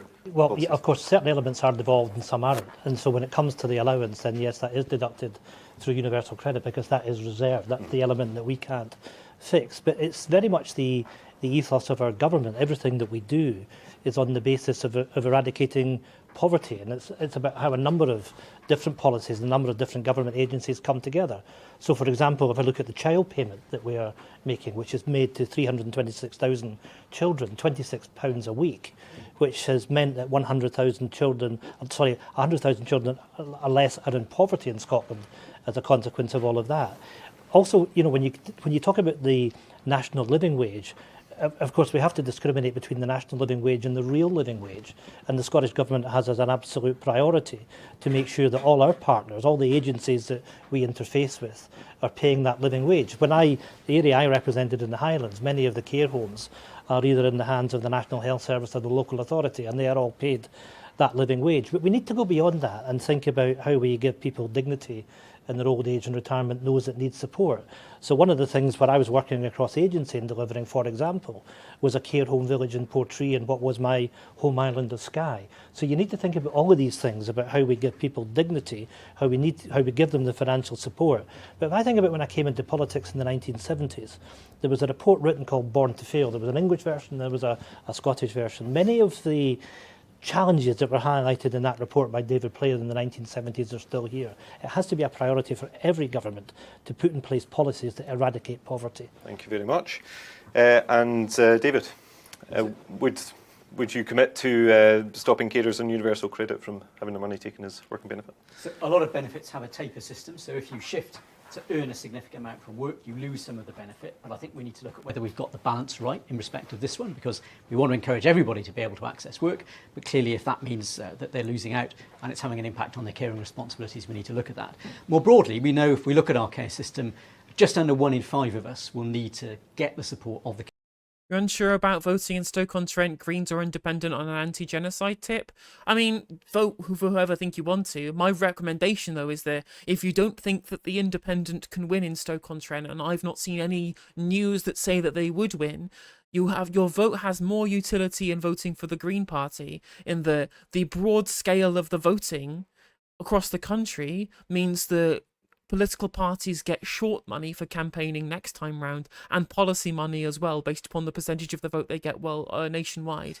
Independent candidates don't get access to that. So if you vote independent and they don't win, it basically means nothing. But if you vote for the Greens and they don't win, it adds to their overall vote tally, which is important for short money. It's important for how they do panel shows based upon percentage of the vote. Access to things like the way in which they are reported on and the priority they get for reporting and for interviews and for panel appointments on Question Time and on BBC. These are all important things that the broad national vote share is important for, even if your candidate doesn't win. If you vote independent and they don't win, you don't really get anything for that, apart from maybe stopping them from losing their deposit. So my recommendation is voting Green, but if you think the independent is a much stronger candidate for you personally, then I would respect that decision. But I think that there is more utility in voting Green for all of the national benefits they get for having a higher vote share, as you say, media coverage and short money, etc.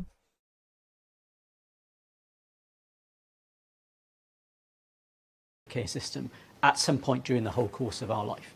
We know our children's social care system in England is amongst the highest performing in the world. We know that there are some issues around particularly adults with learning disabilities, and you'll have seen the government focusing on how, in particular, it can support disabled people who want to work additional hours or take on more responsibilities to get the skills to do that as part of training up people in the UK to access the jobs that are available. And when it comes to the care, particularly of frail elderly people, who are a very significantly growing part of our population, it's the reason why more than half of the working visas that are issued are for people who are coming to the UK to work in our health and care sector. So the government has made this a priority, but clearly in the long term, we're going to need to change, in particular, our approach to housing, respect the fact that we don't just need to think about housing numbers, we need to think about the housing supply. What kind of homes do we need to support people who need long-term care? We need to build on the expertise local authorities have. They're Okay, so build some council houses. Build council houses. You say council housing. Proven track record of doing it, and make sure that that leadership can create the kind of social care market and system in which everybody can thrive. Great. Okay, and Wes Streeting, would a Labour government stop carers' allowance being deducted from universal credit? Well, our first steps on social care would be to deal with the workforce challenge, where we don't pay enough and so we struggle to recruit and retain the care workers we need, and that's why we would introduce the first ever fair pay agreement for staff in social care, and also work to build care as a care profession that's regarded, respected and paid as such, because I think the work that people... What's frustrating is that a collective pay agreement, a fair pay agreement for care work is actually one of their really good policies. It's a collective bargaining agreement. But they can't sell the policy because they think that if they mention trade unions, it'll make them look scary and left-wing. When really and truly, if you wanted to set the tone, if you wanted to set the terms of the debate, if you wanted to change the political zeitgeist, you could say, yes, it's good for care workers when they're unionised, when they collectively bargain, when they have a collective bargaining agreement. That's a good thing for them, and therefore you should also have it too in your own workplace. But again, that would make them look like spooky, scary socialists. People working in care do is hard, highly skilled, difficult work, and I think it should be regarded as professional. We'll introduce national standards so that wherever you live, you're entitled to the same quality of care. And we'll also deal with the scourge of delayed discharges, where, you know, just up the road at St Mary's in Paddington, where I was recently, we had someone in there who'd been there, I think, for 60 days, well enough to be discharged, but without the care in the community to receive them. That's thousands of pounds every day for one patient. We could have spent a fraction of that on high quality care in the community, which would have been better for that patient, but also better value for taxpayers' money too. The final thing I'd say, just on the welfare changes and the whole sweep of issues we need to look at. For carers in particular, what I want to do is to bring all government departments together to look at how they can support carers, because this goes beyond DHSE, Department for Work and Pensions, but it also applies elsewhere too. And Daisy's right about the need for cross-party talks and consensus, because whereas I'd say with the NHS, Labour has a proud record, the shortest waiting times, the highest patient satisfaction in history. We did it before. With your support, we'll do it again. On social care, this is one of those issues where there is plenty of blame to go around. And whether it was the last Labour government, whether it was the Conservative Lib Dem coalition, the Conservatives governing alone, or indeed the SNP in Scotland, where they've announced the National Care Service, but it's more branding than substance, every single major party has failed on social care. And I think it's not a shortage of good ideas, it's a shortage of good politics. Great. And ideally, you'd want a consensus that can survive changes of parties, changes of government. Great. And I'd like to get together to talk about how we build that. Excellent. Right, so moving on to transport, especially pertinent for Metro. We've got Umar, who sent in the question, why is the cost of train tickets so expensive, and is anything being done to bring the cost of these down in due course? We've got a couple of parties that want to nationalise the railways, and we've got one party that actually has nationalised the railways. So, Ian Blackford, when you're on the train from Inverness to Kyle of Lochalsh, are the trains any cheaper than they were when the SNP took over? Now that's a beautiful rail line. I'm so desperate to take a ride on the Kyle to Inverness line because it looks beautiful. The scenery that you get the train through, and I'm a sucker for a train journey with a good view. The railways? The answer to that is yes, they are. And the reason is, and admittedly it's for a trial period just now, we've taken away peak fares. So there's no disbenefit from travelling to work at peak times, for example, whether you're in the Highlands or whether you're in the Central Belt. And I'm glad to say that we also reached an earlier resolution with the train workers in Scotland in terms of industrial action. And if I may say so, we did that in the health service as well. We didn't lose a single day in Scotland to industrial action with the health workers, in stark contrast to what has happened in England and in Wales. So we will work with the unions, but we'll work on the basis of delivering good value services to the public, and that's exactly what we've done with the rail workers. Crazy, I know, but if you just actually properly negotiate with trade unions and come to a pay agreement that's satisfactory for both the employer and the employees themselves within the public sector, they won't go on strike. Super simple. Sadiq Khan found that. Just agree to a deal with the trade unions and you don't have to worry about the services stopping. Super easy, rather than just having strikes that last forever. It's very funny watching the Tory government talk about strikes in the NHS and saying, oh, they've pushed your waiting list up. And I'm like, yeah, well, that's your fault. That's your fault for not cutting a deal with the junior doctors when they were engaging in strike action. Like, you are to blame for this if this has increased the waiting lists, not the doctors themselves. Thank you very much. Ian. Moving on to David. Why is the cost of train travel so expensive, and what would you do about it? Well, COVID's clearly had a huge impact on people's travel to work in particular. And that's not just seen in the rail industry, it's seen on buses, it's seen on the roads, it's seen on the London Tube network. So we need to make sure that it is a sustainable system for people that need it. Now, government's given a lot of financial support, and we see that manifesting itself in different ways. The Mayor of London's using that money to reduce the cost of fares certain days of the week, to freeze bus fares. Other parts of the country are using it, for example, to open up new routes where they think that there is demand. But I think the long-term solution lies around integration, and the government's proposal for Great British Railways to make it more integrated than it's been in the past, without seeking simply to create just a massive taxpayer subsidy is a big part of that. The other thing that's changing significantly is the use. It is interesting that Labour's plan to create Great British Railways is the head of how we run the franchises, a kind of replacement for Rail Delivery Group. That's literally from the Shapps Williams Rail Review done by the Conservative Party. And also the Tories have brought like 5 different franchises back under operator of last resort. So when Labour say we're nationalising the railways, they're basically kind of just finishing what the Tories already started by continuing their plans for Great British Railways and just bringing back the rest of the franchises under OLR as well.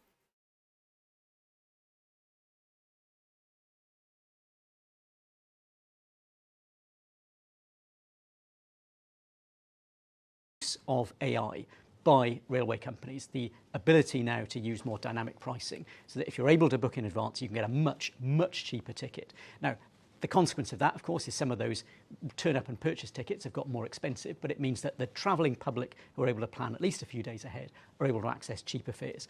Longer term, there's going to be a bigger debate about what the future of our public transport network looks like, particularly with the growth of work from home. We know across all sorts of different sectors of industry, people simply aren't travelling to work every day. That gives a huge boost to high streets in places like mine, where people are spending their money at the local coffee shop rather than pret-a-manger in the city. However, it does have a big impact on the financial sustainability of public transport, and that's something we're going to need to address once we've... I was going to make a joke about Tories and pret-a-manger, but basically every single political party shops at pret-a-manger, and I think that's disgusting. So middle class. Although luckily, we have Zach Polanski, Green Party deputy leader on the panel, who when asked what his favourite takeaway was, when faced down with think tankers and lords and members of parties and commissioning editors for Channel 4, who all said pret-a-manger, he stood up for the real working class people of this country and said his favourite takeaway was Pound Bakery. We stan champion of the working class, Zach Polanski.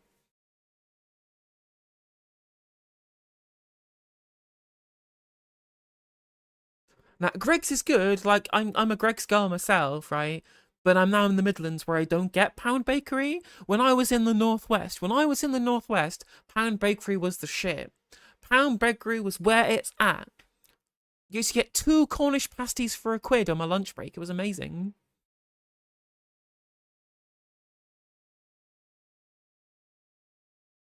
What drifts? Lewis, stop it. We've got an idea of what that looks like for the future. Great. Wes, Labour's wanting to introduce Great British Railways. Would that bring ticket prices down? Yeah, I think it would. We already have publicly owned railways in England. The problem is that they're owned by the travelling public in European countries, whose countries have a massive stake in Britain's railways. It means that as they're accruing profits, those profits are being taken and used to invest in and subsidise the transport infrastructure on continental Europe rather than for the benefit of our own. It's credible that he can make this argument very clearly, concisely for the railways. But he can't make this argument for our water or our energy, which are both owned by foreign companies and foreign governments. Fair payers. We also have enormous taxpayer subsidy of our railways in this country, and we don't seem to get a great deal for it. Services are unreliable, fares are rocketing, and I think that was people's experience before the pandemic, by the way. I must have been asleep during the halcyon decade that the Conservatives were in power before the... I've got a couple of people asking what Pound Bakery is. Now, I hate to be patronising, but it's a bakery and the food costs £1. It's not more complex than that. It used to be 2 for £1, I think, but I think post-inflation it's now just 1 for £1. But it's still cheaper than Greggs. It's still cheaper than Bird's. Like, it's still cheaper than all of the other bakery chains. Even a £1 for 1 Cornish pasty. But back when I was working in Salford in like 2014 or whatever, 2015, back in my halcyon days, Pound Bakery was literally 2 Cornish pasties for £1. 2 sausage rolls for £1, 2 steak bakes for £1. That's how cheap Pound Bakery was. I used to go there every single lunchtime. It was great. Until I became a vegetarian for a year and a half.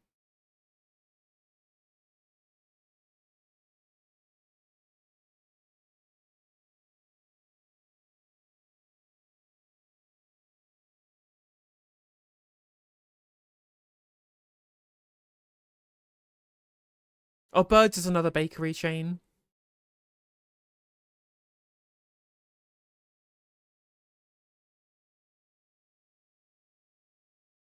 The pandemic happened, where apparently everything was sunshine and roses and everyone found that Britain was working really well. I mean, let's get real.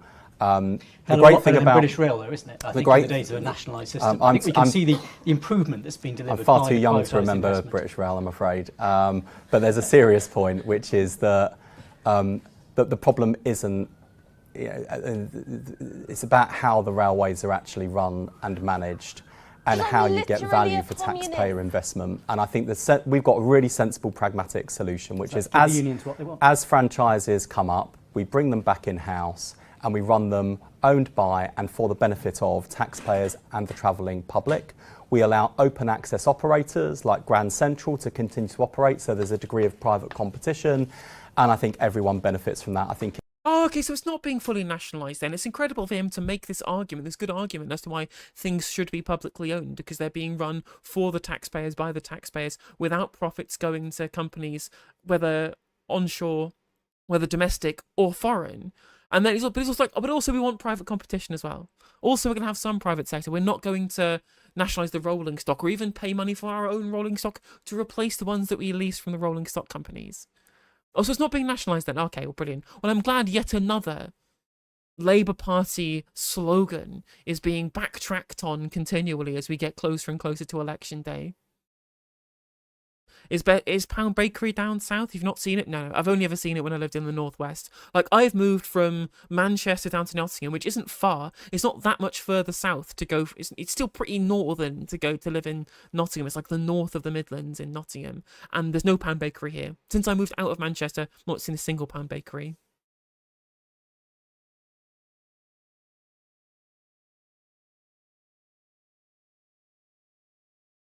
Pret is basically posh Greggs, but they don't really do pastries at Pret. It's mostly just kind of sandwiches and paninis from what I remember. British Rail was chronically underfunded when compared to private counterparts, same as the NHS. Yeah, exactly. And again, it's not just the problems with how much you pay for the service and the service provision in terms of privatisation being bad, but it's also in terms of passenger safety and levels of maintenance. So the Potters Bar rail crash was explicitly a problem of the privatised maintenance system not being fastidious enough in having proper maintenance, that we didn't properly check whether the track points were working, that led to the Potters Bar train derailing at the time. So yeah, the problem with privatisation is not just in service provision, it's not just in lack of investment. It's also in failure to be able to properly have and properly deliver a safe service that won't lead to these kind of accidents. Just like when all these other private problems have come where we've had lack of care, as they're not the ones who have to care about public delivery because it's essentially subcontracted.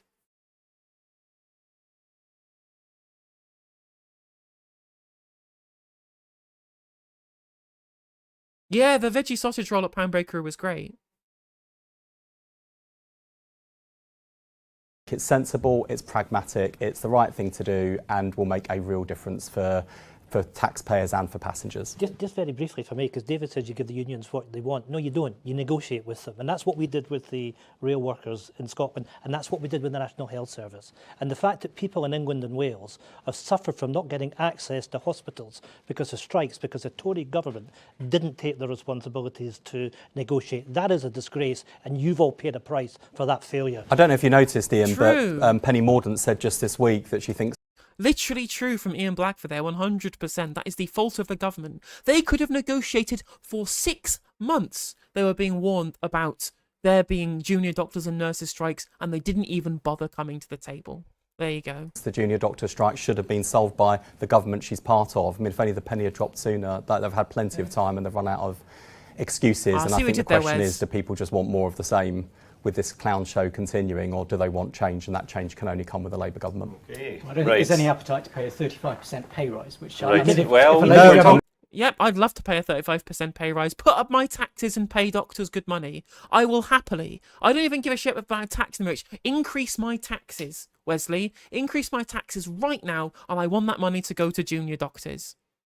It's an absolute disgrace that these people are paid £15 an hour. A disgrace, an international disgrace. That's why they're moving to other countries, right? Because it's internationally uncompetitive. I will happily pay more tax so that junior doctors get paid a decent wage, and they earn more than I do already.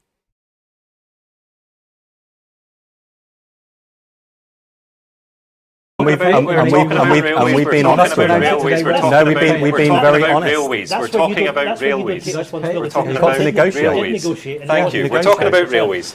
People, we're talking about railways. Daisy Cooper. Lib Dem manifesto promises wholesale reform of the broken fare system in the railway. What does that look like? So I've been a commuter for 12 years, and boy, it can be tough. I think what commuters and passengers really want is a system where the trains are comfortable, reliable and affordable. And it almost doesn't matter what form of ownership it is, as long as it delivers for the passengers who are actually using the railways day in, day out. So the first thing that we would want to see is an immediate fare freeze, because they keep going up year after year, and it's really, really expensive, quite frankly, for a lot of people who have to commute in. So immediate rail fare freeze. The second thing is to accelerate the simplification of our ticketing system. You know, here in London, you want to get from one side to the other, you just tap in and you tap out. Bus, tube, anything else, super easy. You leave London, you go into the home counties, boy, the tickets are complicated. You can tap in one bit, but you've got to have a ticket at the other end. You can. I love that for the Liberal Democrat here, her idea of outside of London is being in the home counties. Manchester, Leeds, Liverpool, Exeter, Bristol, Edinburgh, Cardiff, Newcastle. These ring a bell, Daisy? There are other places outside of London that aren't Milton Keynes and High Wycombe. And even then, she's saying good things, right? This is a good idea, saying, let's have integrated ticketing for all of our public transport. Let's introduce something like the Barncard 1000 to have one public transport subscription fee that you can pay to use it unlimited, to make sure people get opportunity cost out of using as much public transport as possible by making it cheap for them to be able to use it all the time rather than expensive to use it all of the time.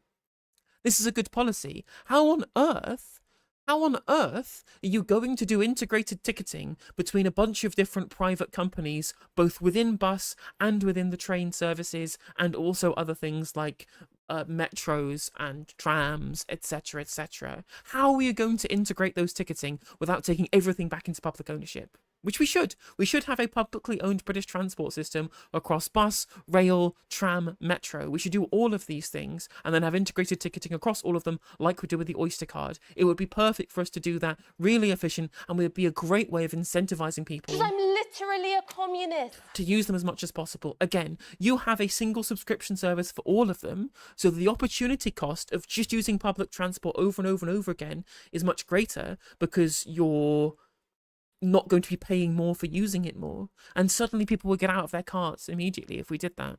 But that's only possible by making sure that these things run together and trying to get Stagecoach to operate with First, to operate with Arriva, to operate with Cross Country, to operate with Virgin Trains, to operate with Nottingham Trent buses. This isn't going to work unless you bring them all back into public ownership. You can scan on your phone for one thing, but you can't somewhere else.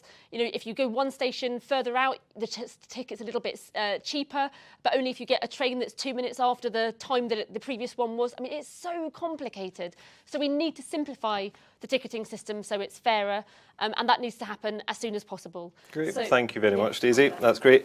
Zach, you also, the Green Party also wants to bring rail into public ownership. How would that bring ticket prices down? Yeah, and it's genuine public ownership too. It's not, we can't tinker at the edges with this. We also need to look at the rolling stock.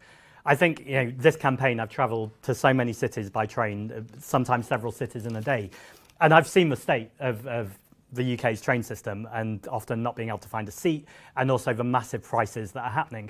We don't just need to look at the railways, we could look at the water too.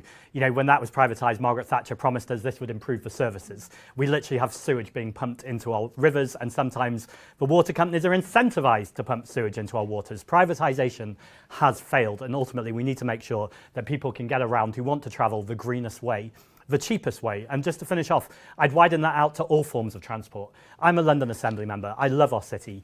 And in the centre of London, if you want to get around on public transport, it's pretty easy, and often it is affordable. Get to zone 6 or 7 and it starts to get much more difficult. We have a situation where it is cheaper to drive your private vehicle and pollute rather than use public transport, even if you want to do the right thing. That's in zone 6 and 7. Let's get to the rural towns and villages, and this situation is completely unsustainable. Transport is a quarter of our emissions across the country. If we really want to look at a green transition and make sure this is affordable for people, we have to incentivise and subsidise things like railway travel and our bus networks. Thank you, Zach. Again, by having integrated ticketing and having infinite passes like the Germans do, get people making sure that they are having, it's cheaper and more efficient for them to use public transport over and over and over again. It's a cycle that induces demand in itself. If you give everybody access to pay one-off payment to get free travel unlimited all year, then it incentivizes people to keep using it. Yeah, the subsidies from outside to London are also stupid too.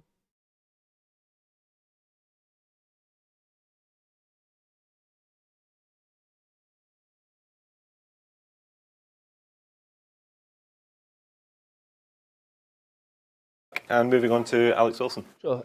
Well, as has already been said, you know, transport and commuting, very, very important part of life in our city. When I made the decision a few years ago to set up my own business and work from home, you know, before working from home was fashionable, then a large part of that was because I was not really enjoying the commuting experience, the cost and the complexity and the just the kind of atmosphere of being you know, sort of cooped up in that way. And you know, we're not very good at delivering infrastructure in this country, and governments of both parties have been very, very bad at doing that, and that's something that we need to be much better at. I mean, probably one example where we've got it right is the Elizabeth line, a fantastic addition to London's transport infrastructure.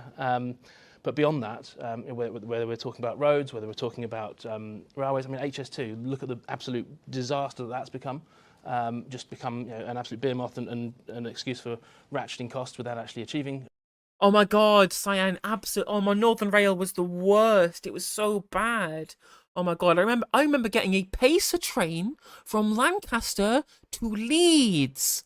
I had to sit in a fucking, like, 30-year-old Pacer train going to Leeds from Lancaster for hours and hours, sitting in one of those rickety old trains. Because Northern Rail are just the shittest franchise. And my God, isn't the world better now they've been brought into OLR?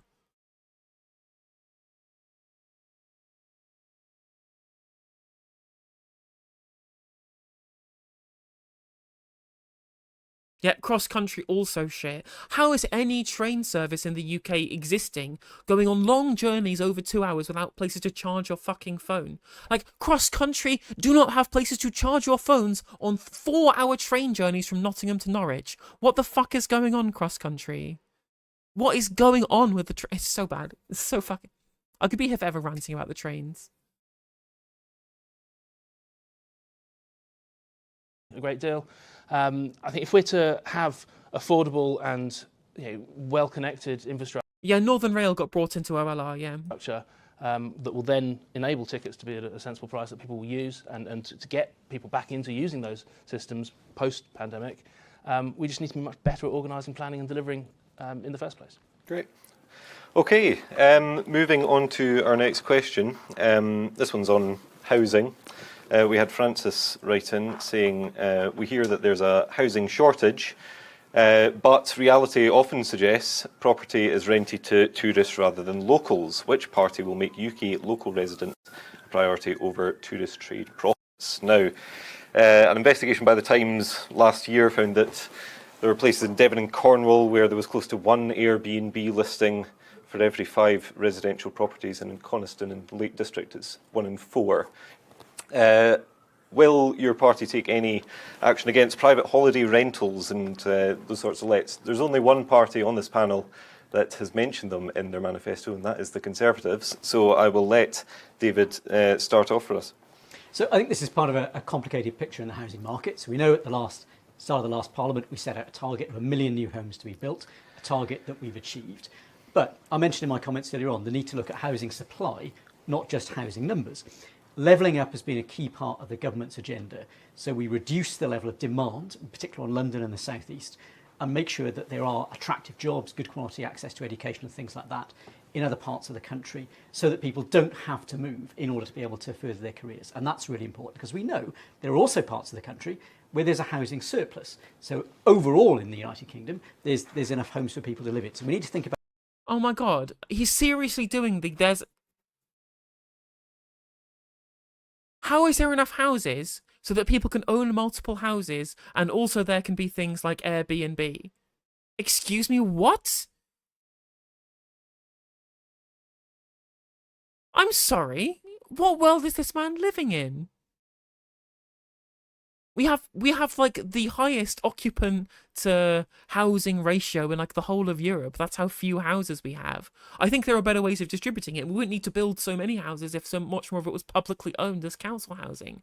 Obviously, the distortions of the private market in terms of how well we use up the stock has meant that now we have this gigantic housing crisis because we privatise so much of it because of right to buy. But this idea that we just need to like not build houses and also not regulate short-term lets because there are places that have some amounts of housing surplus, I'm like, this doesn't exist. If there are housing surpluses, it's because no one fucking lives there. Yeah, exactly. You want to cater to tourists, get a hotel. Ban Airbnb, ban it, ban this sick filth, stop ruining our city centres by getting rid of residential accommodation so that people can not have to pay money to travel lodge or whatever. No, ban Airbnb, ban this sick filth, get out of my country. I do not want Airbnb here for one more second. It's so toxic. It destroys cities. It destroys cities. Airbnb, I hate it. Get a hotel.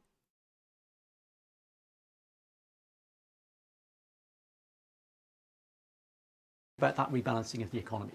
And when we look at the rise in particular of Airbnb and organisations like that, one of the things we have seen is landlords in some part of the country taking social housing, for example, off the market and then going into Airbnb because it's more profitable. And that's why in recent legislation we've looked at both giving powers directly to local authorities where that's a concern, because it's having a big impact on their ability to house people that are in need in a particular area, but also look at the role that the planning system will have in that, so we can... Okay, so landlords are taking housing off the market. Maybe you shouldn't have made so many landlords by privatising so much of the housing supply. Ensure that homes that are coming on stream are not simply going to the highest payer in the short term, but that they're actually providing a genuine public benefit in return for the planning permission that goes with them. Okay. And Wes, would you look into action against private holiday rentals and Airbnb? You mentioned the southwest of England. I mean, particularly in Devon and Cornwall, Labour candidates and councillors have been campaigning very hard on this issue of second home ownership and holiday lets, because we're seeing affordable homes for local people dry up, and also off-season a real impact on community services like post offices, convenience stores, and just the basic social infrastructure, which is important for any community, but particularly if you live in a village or small town or a rural community. that is a really big impact on your life if those services close because of this challenge. So I think in terms of things like more powers for local authorities to give them the freedom and flexibility, absolutely in favour of devolution. That's a big driver of what we want to achieve in terms of giving more power to local communities, believing very strongly that people are able to make better community decisions for where they live if those decisions are taken closer to them rather than in Whitehall. And then more broadly on housing, we have to be more ambitious. We've got a commitment to deliver 1.5 million more homes, to make home ownership more affordable, particularly. We don't need home ownership more affordable. I mean, we do, but we need rents to be more affordable. We need more social housing. We need more council housing. We don't need any more demand-side reforms in terms of this. And on top of that, your plan for delivery of houses is not something that you can promise, because it's just deregulate the sector and hope that private builders build it. You're just allowing Taylor Wimpey free rein to build as many luxury flats as possible, rather than building real affordable public housing, social housing, council housing for people. Particularly for people in their 20s and 30s for whom the dream of home ownership just seems like a pipe dream at the moment.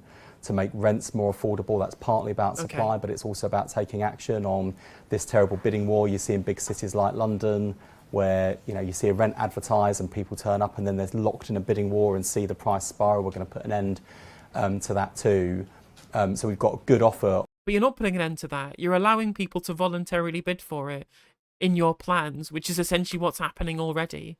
Like, that's not ending it. On housing in Labour's manifesto, this is a national priority, and as well as delivering for people in terms of their experiences of renting or buying, this is also great in terms of growth, building the new homes, more jobs in the supply chains, more skilled jobs and opportunities available. It's great for the economy and part of Labour's growth plan too. Great. Thank you very much, Wes. Daisy Cooper, you were shaking your head as David gave his answer there. What would Lib Dems do in this situation? Sure. So we often think about places like Devon and Cornwall and Cumbria, where there are huge numbers of second homes that are putting pressure on the local housing market. But there are towns and cities in and around London, including St Albans, where I live, where there is a huge number of Airbnbs. And we're not talking about just a second home, we're talking about big freeholders that have 20, 30, 40, 50 flats in a block of flats, and they're all being used as Airbnbs. And there are young people who might have been able to rent that as their first flat, maybe to buy it as their first apartment. Young couples, young families, completely priced out of the local area. And we simply can't get the workforce that we need for in hospitality, in our NHS, in social care, because there's nowhere that people can afford to rent or to buy because of this huge number. So we have said in our manifesto that we would give powers to local authorities so that they can regulate the number of Airbnbs and short-term lets wherever they are in the country. And the reason I was shaking my head when David was speaking was because he said that the government had been looking at legislation. Well, I tabled an amendment to the Levelling Up Bill to give that power to local authorities, and the Conservatives ignored it. So it could have been in place, but it isn't. David? Yeah, good answer from the Liberal Democrats. I can't believe I'm saying it, but absolutely. If you're not going to ban it wholesale, which I obviously would do, me being me, if you're going to give local authorities the power to be able to block it themselves, then they would be able to run on that to be able to ensure that young people who need affordable housing could support local authorities to be able to ban and regulate Airbnbs in their sector. And yes, she's right, there are far too many of these just blocks of flats being used. Again, I will repeat this for the 1000th time. If you want to get a short-term let in a city, get a fucking hotel.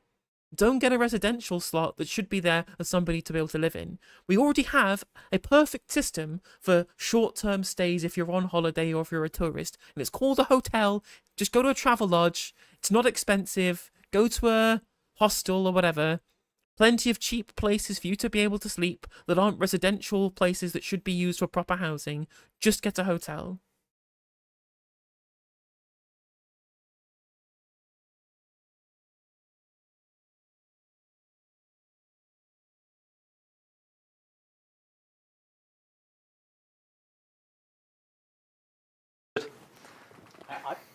I don't know the specifics of Daisy's amendment, but I think those powers are things that are contained in the recent legislation around leasehold reform. And I know one of the things we've been looking at is how we deal with that broader picture of the market. We want to encourage landlords, because private landlords, as we saw with the introduction of the assured short-hold tenancy by Michael Heseltine in the Thatcher government, led to a huge increase in the affordable supply of homes for rent. But clearly, in that market, conditions have changed, both in terms of level of demand and cost, and we need to look at further reforms to address those issues. Okay. And imagine answering a question about housing affordability and then going to Thatcher as if she did anything good when she is the progenitor of why the housing crisis in this country is so bad because of right to buy.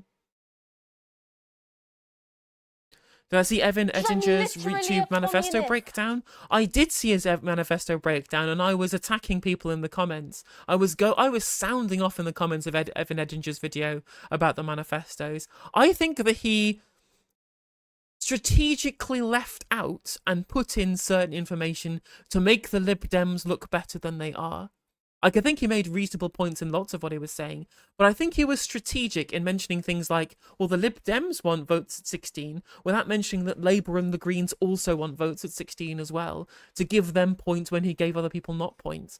So I think that Evan Ettinger was being sly in how he framed it, to make the Lib Dems look specifically better than everybody else, rather than it being a proper manifesto appraisal, so... I'm watching you, Evan. I'm watching you. But if he wants to get me on his podcast, you should shout at me. You should shout at him. Go and sound off in the comments that he should get me on the podcast, because I'll happily go on. And Zach, on the holiday rentals. Yeah, absolutely. I mean, Daisy's answer was spot on, really. It's about the devolution to make sure that happens, and I wish that amendment had gone through. I think to look at this more systemically, though, there are over 1 million people on 1 million households on waiting lists. There are not enough council homes. And this focus on housing is often about private housing, which is really code often for unaffordable housing, luxury houses, executive homes. We need council homes in this country, 150,000 per year. And not just council homes, they need to be built properly and sustainably. We have homes that are being built right now that will need to be retrofitted in just a couple of years. That's completely ludicrous. And actually, if we insulate every single home in Britain that needs it, which the Green Party are pledging with our £29 billion pledge, which is essentially a triple win. Ultimately, that means you lower bills, which is vital in the cost of living crisis. It's good for the climate. We're in a climate crisis. And also it creates good green jobs that can be paid properly and be in trade unions so people have proper rights, working and dignity in their working conditions. This is a green economic transformation that is waiting to happen.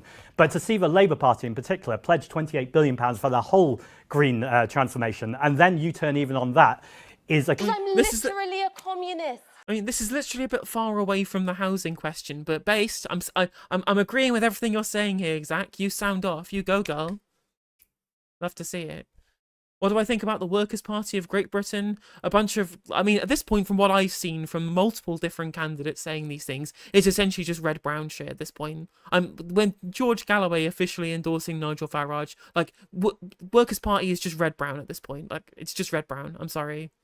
They are anti-trans, they're anti-migrant, they market themselves as anti-woke, and they are forming alliances with people on the far right. Like, it's just red-brown at this point, and I don't want anything to do with Workers' Party. I'm sorry.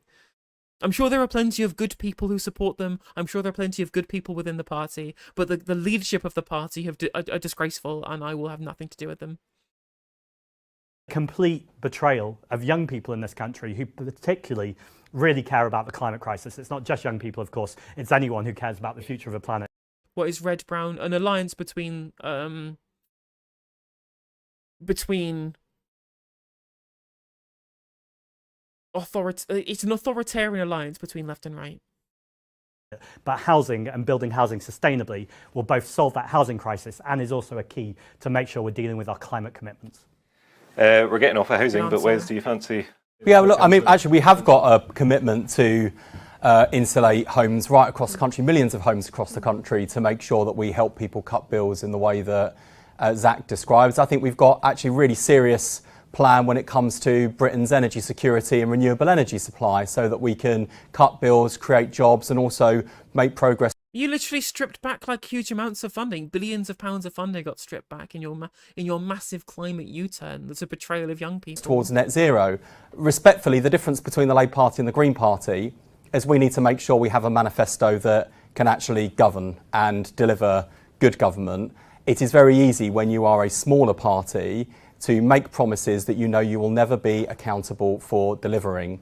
And I just urge people to think very carefully about the fact, because Zach's fallen into this kind of inevitability trap a number of times now with his attacks on the Labour Party of, you know, the Labour Party's won, there's a Labour government, and I'm now here as Zach to oppose this Labour government. There isn't a Labour government. We haven't seen a Labour opposition leader walk into Downing Street for 27 years. And I can tell you from knocking on doors, in every corner of this country, there are millions of undecided voters, and the one Conservative attack in their otherwise abysmal campaign that is cutting through is this idea that Labour is on course for a supermajority. Don't give us a supermajority. Make sure you vote Conservative so there's still an opposition.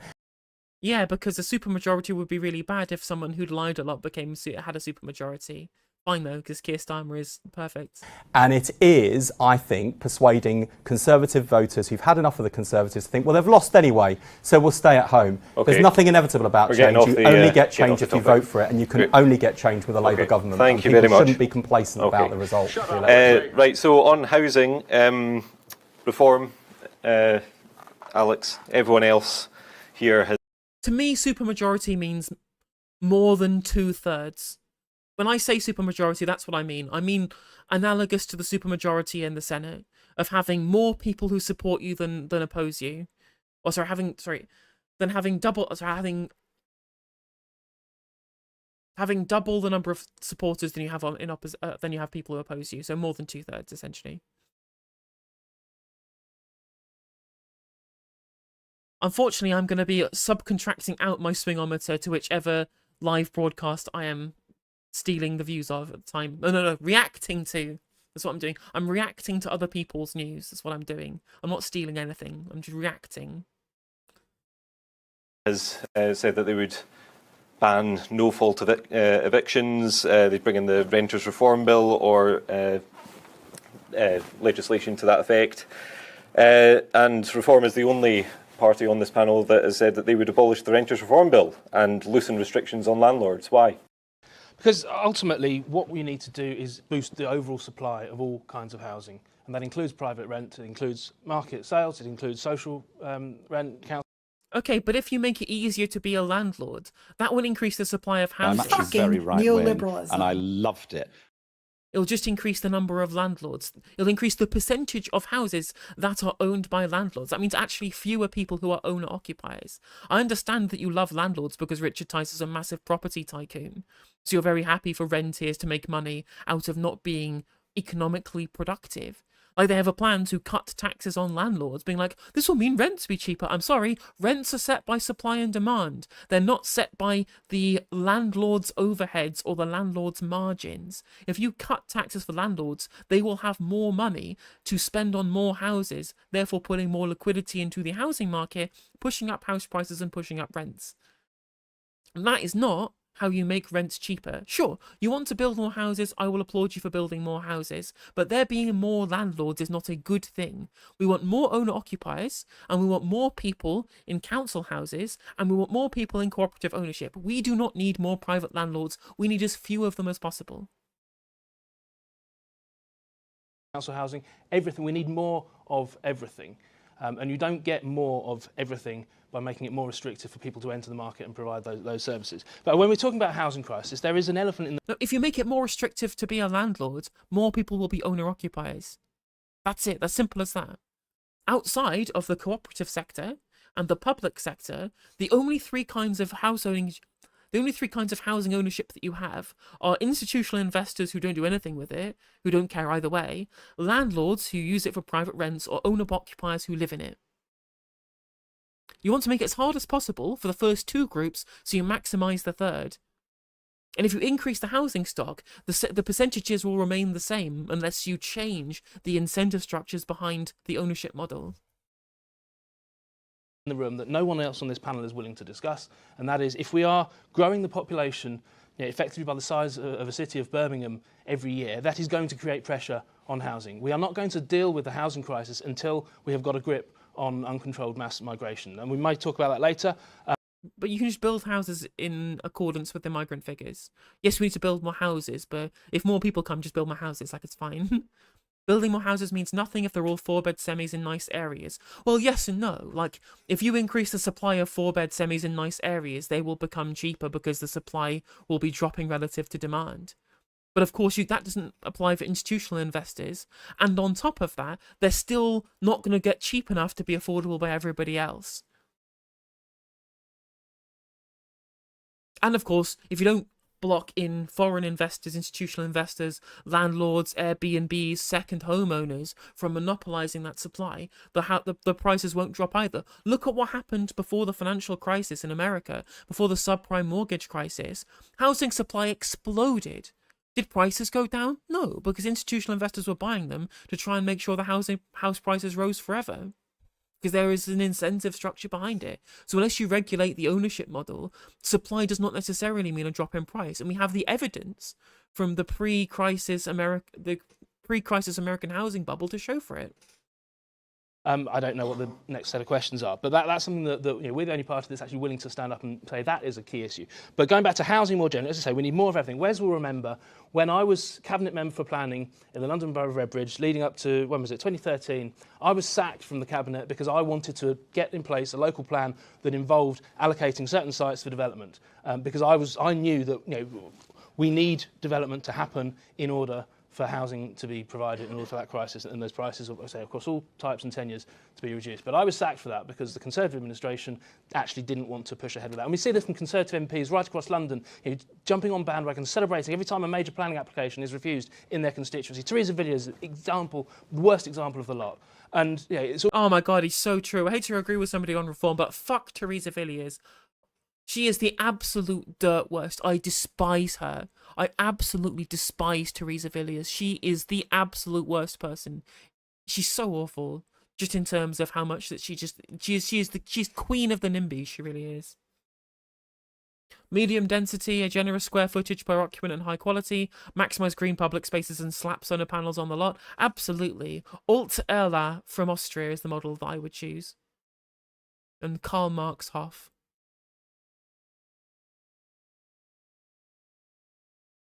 It's all very well government saying that we wanted to deliver more houses, but you took away the compulsory element of having a housing target for each local authority. And is it any surprise then when the crisis doesn't get settled? So you can't trust the Conservatives to deliver on this. We need an approach that will say more of everything.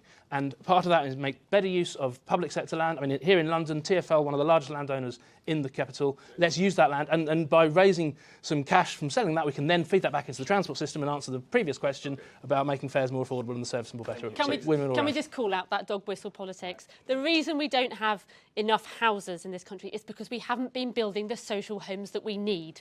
That is the fundamental problem. That is the root cause of all the other problems to do with the lack of short-term lets, the short of long-term lets, the short of long-term housing. It's because we haven't been building the social homes that we need. That is the problem. So. And we sold them off, as well. Zach, the Greens have the plan to end right to buy. Mention that. Please don't pursue this divisive dog whistle politics. I think it's ugly. It has no place in a debate on housing. Right, and David, do you want to respond to the... So I think it's important to recognise that Labour's solution, which they put forward in their manifesto to build on the Green Belt, is not the answer to this. If we look at the leadership that's provided by local authorities, well, Starmer's been pretty clear about it. I think if we look at the leadership that's been provided by local authorities, my constituency is served by 2 councils, both of whom exceed the housing targets they've been given. They do that not because central government are on their backs, but because they recognise that that is important for local people. So we need to make sure that when we have set out things like our 1 million home target that we've achieved, that those targets are realistic, that they are deliverable, and that we're focused on the way we deliver that supply, not by building on the Green Belt, but by recycling things like former industrial land, including housing sites where this you is might cool, be able to Satnav, thank you. And new types of homes that are what our communities need. Okay, and moving on to Ian.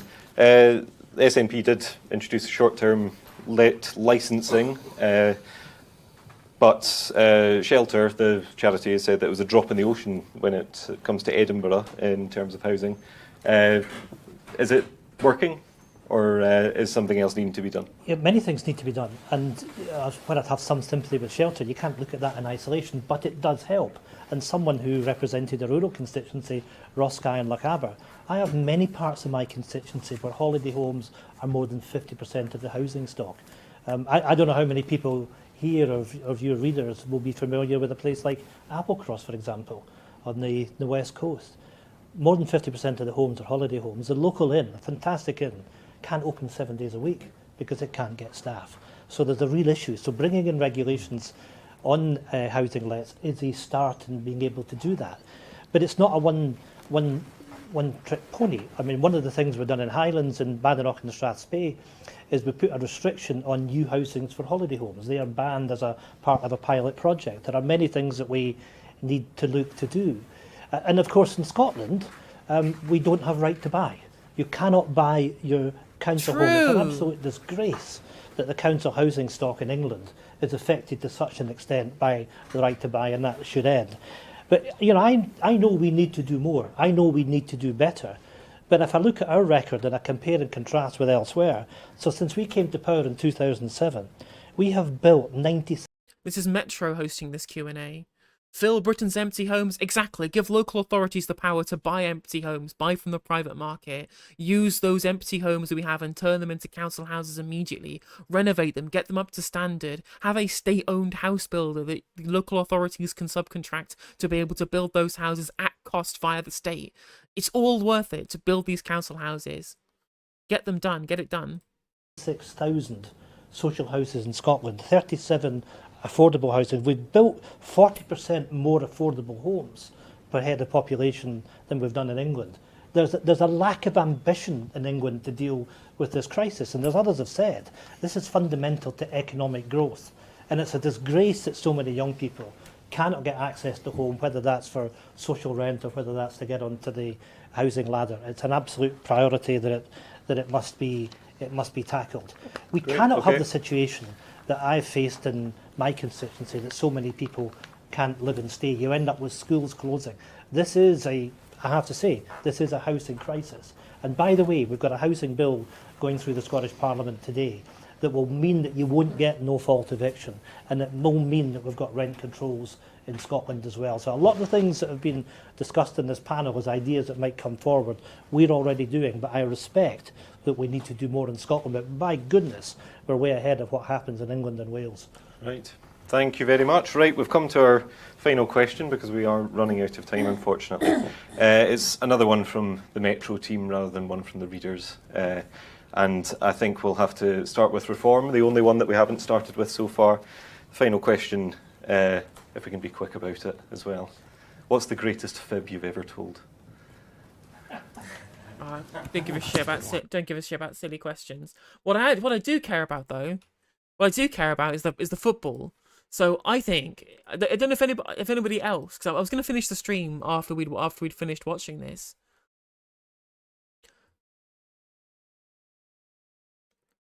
I don't know if people want to like watch party the penalties, or whether I just want to finish the stream and just watch it in my own time.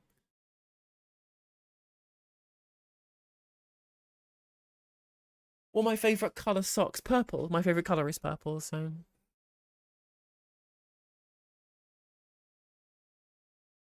Because I can't put the sound on. I guess I could put BBC Radio on. Can we listen to 5 Live on Twitch and YouTube without getting copyright cucked? I mean, we can chat. We'll just chat on stream about like politics, and I'll be watching the football in the background. We're watching the penalties in the background.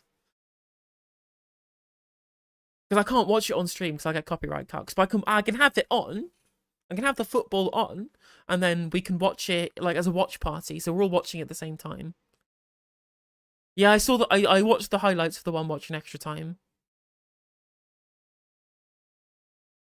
We'll see the tiny home revolution. Most new builds are 3 to 4 bedrooms. Most folk want 1 to 2 bed properties. I mean, obviously we need a mix, but I would very much high density housing, but not like big buildings. That's what I want. Like mid-rise, high density housing with lots of green space.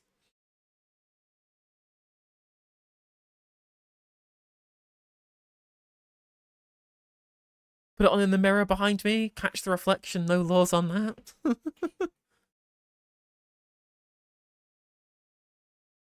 Yeah, we don't want. I mean, commie blocks are fine. Like, I think there's a place for very high density housing in like city centres, but we don't need too much of it. What we need a lot of is mid-rise, like reasonably high density housing with lots of green space, Soviet style. Yeah, well, yeah, we don't need like. I mean, I think we should be capping out at like 6 stories.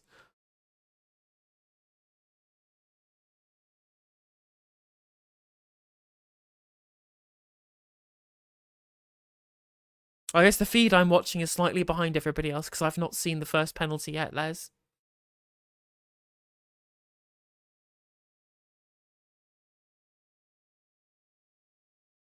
Yeah, the feed I'm watching is behind, so no spoilers, no spoilers.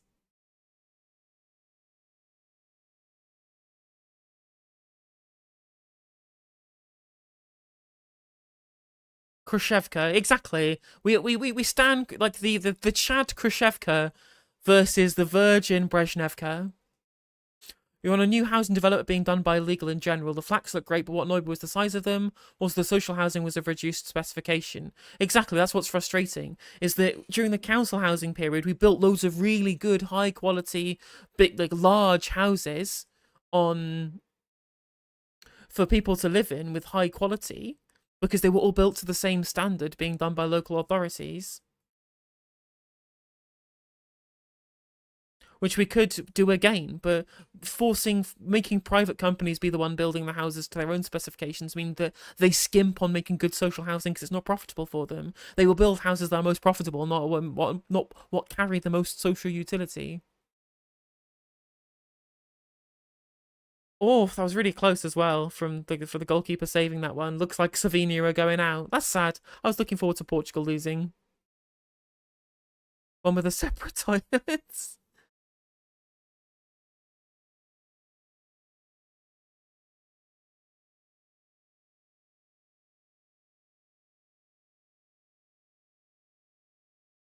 Oh, another one saved. Jesus, there we go. Very much all over.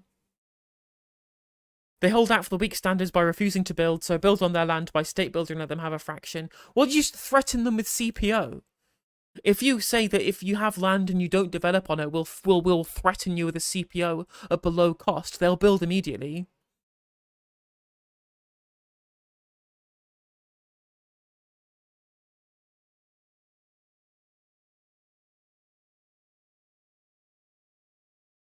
Minimum bricks for maximum profit is the culture. I didn't realise, yeah. CPO is also a compulsory purchase order.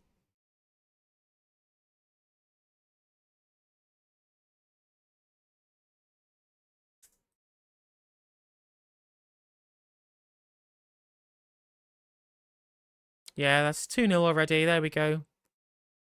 Imagine if Slovenia just missed all 3 after fighting for 120 minutes and then just missing 3 penalties in a row and just crashing out immediately.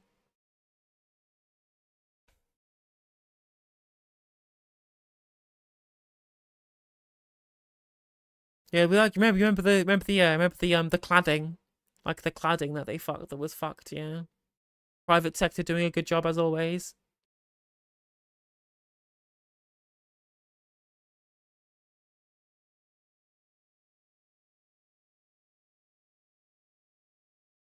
Yeah, literally very English of Slovenia. It's a shame. I like Slovenia because that's where Zizek is from. Lol, they've missed all 3. Fucking called it.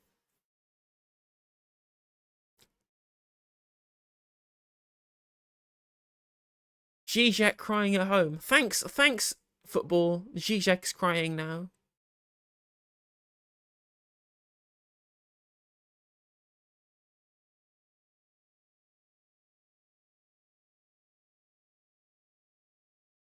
Did he step off the line there? Because he took 1 step before jumping that was off the line. Are you allowed to do that? I remember they changed the rules on this. Because I remember watching the Liverpool versus AC Milan match, the very famous one, where the Chertsey Dudek just like fucking running off the line with doing his saves, doing his fucking like wobbly leg thing. I don't know what the rules are for whether or not how far you can stray off the line when you try and save goals. There you go. Well, that's over. Well, anyway, that was fun, wasn't it? Right, where are we going to go? That's the question, chat. Southgate taking notes. Right, absolutely. Because I'm literally a communist. Clanrat87, a Skaven fan after my own heart. Welcome him to the stream. Thank you very much for the raid. We appreciate you here.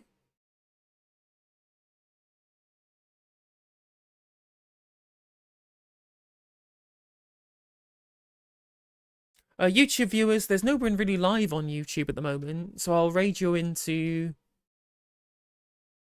the Mark Lamont Hill stream for later on. I mean, it's still saying Kevin is live on Twitch. Is Kevin not live on YouTube for some reason? Is he watching copyright cut content? He is watching copyright content. Well, that makes it easy. We'll raid into Kevin Logan on Twitcherino. In 2010, Labour promised to build 10k council houses a year until 2015. Gordon Brown clearly could do not shit policy when Blair wasn't controlling him. Yeah, it's so sad.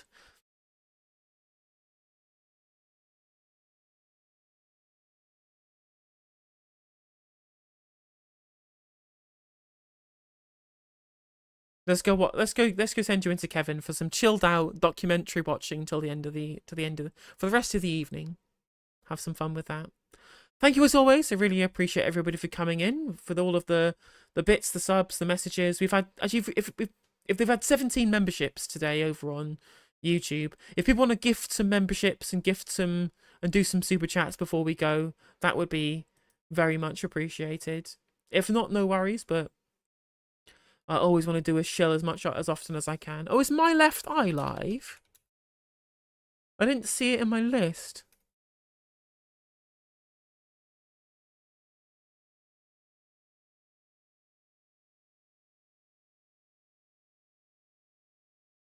Yeah, it's not showing. The live stream isn't showing on my end.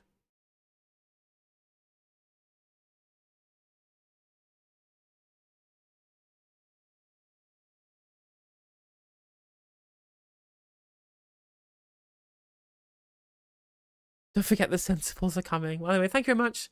Take care. Stay safe. And as always, free Palestine. And let me get this raid sorted. Why isn't Kev at the top? Why wouldn't Kev be at the top of my suggested raids? Does Twitch not like him? Thank you for the gift, Andrew. Appreciate you.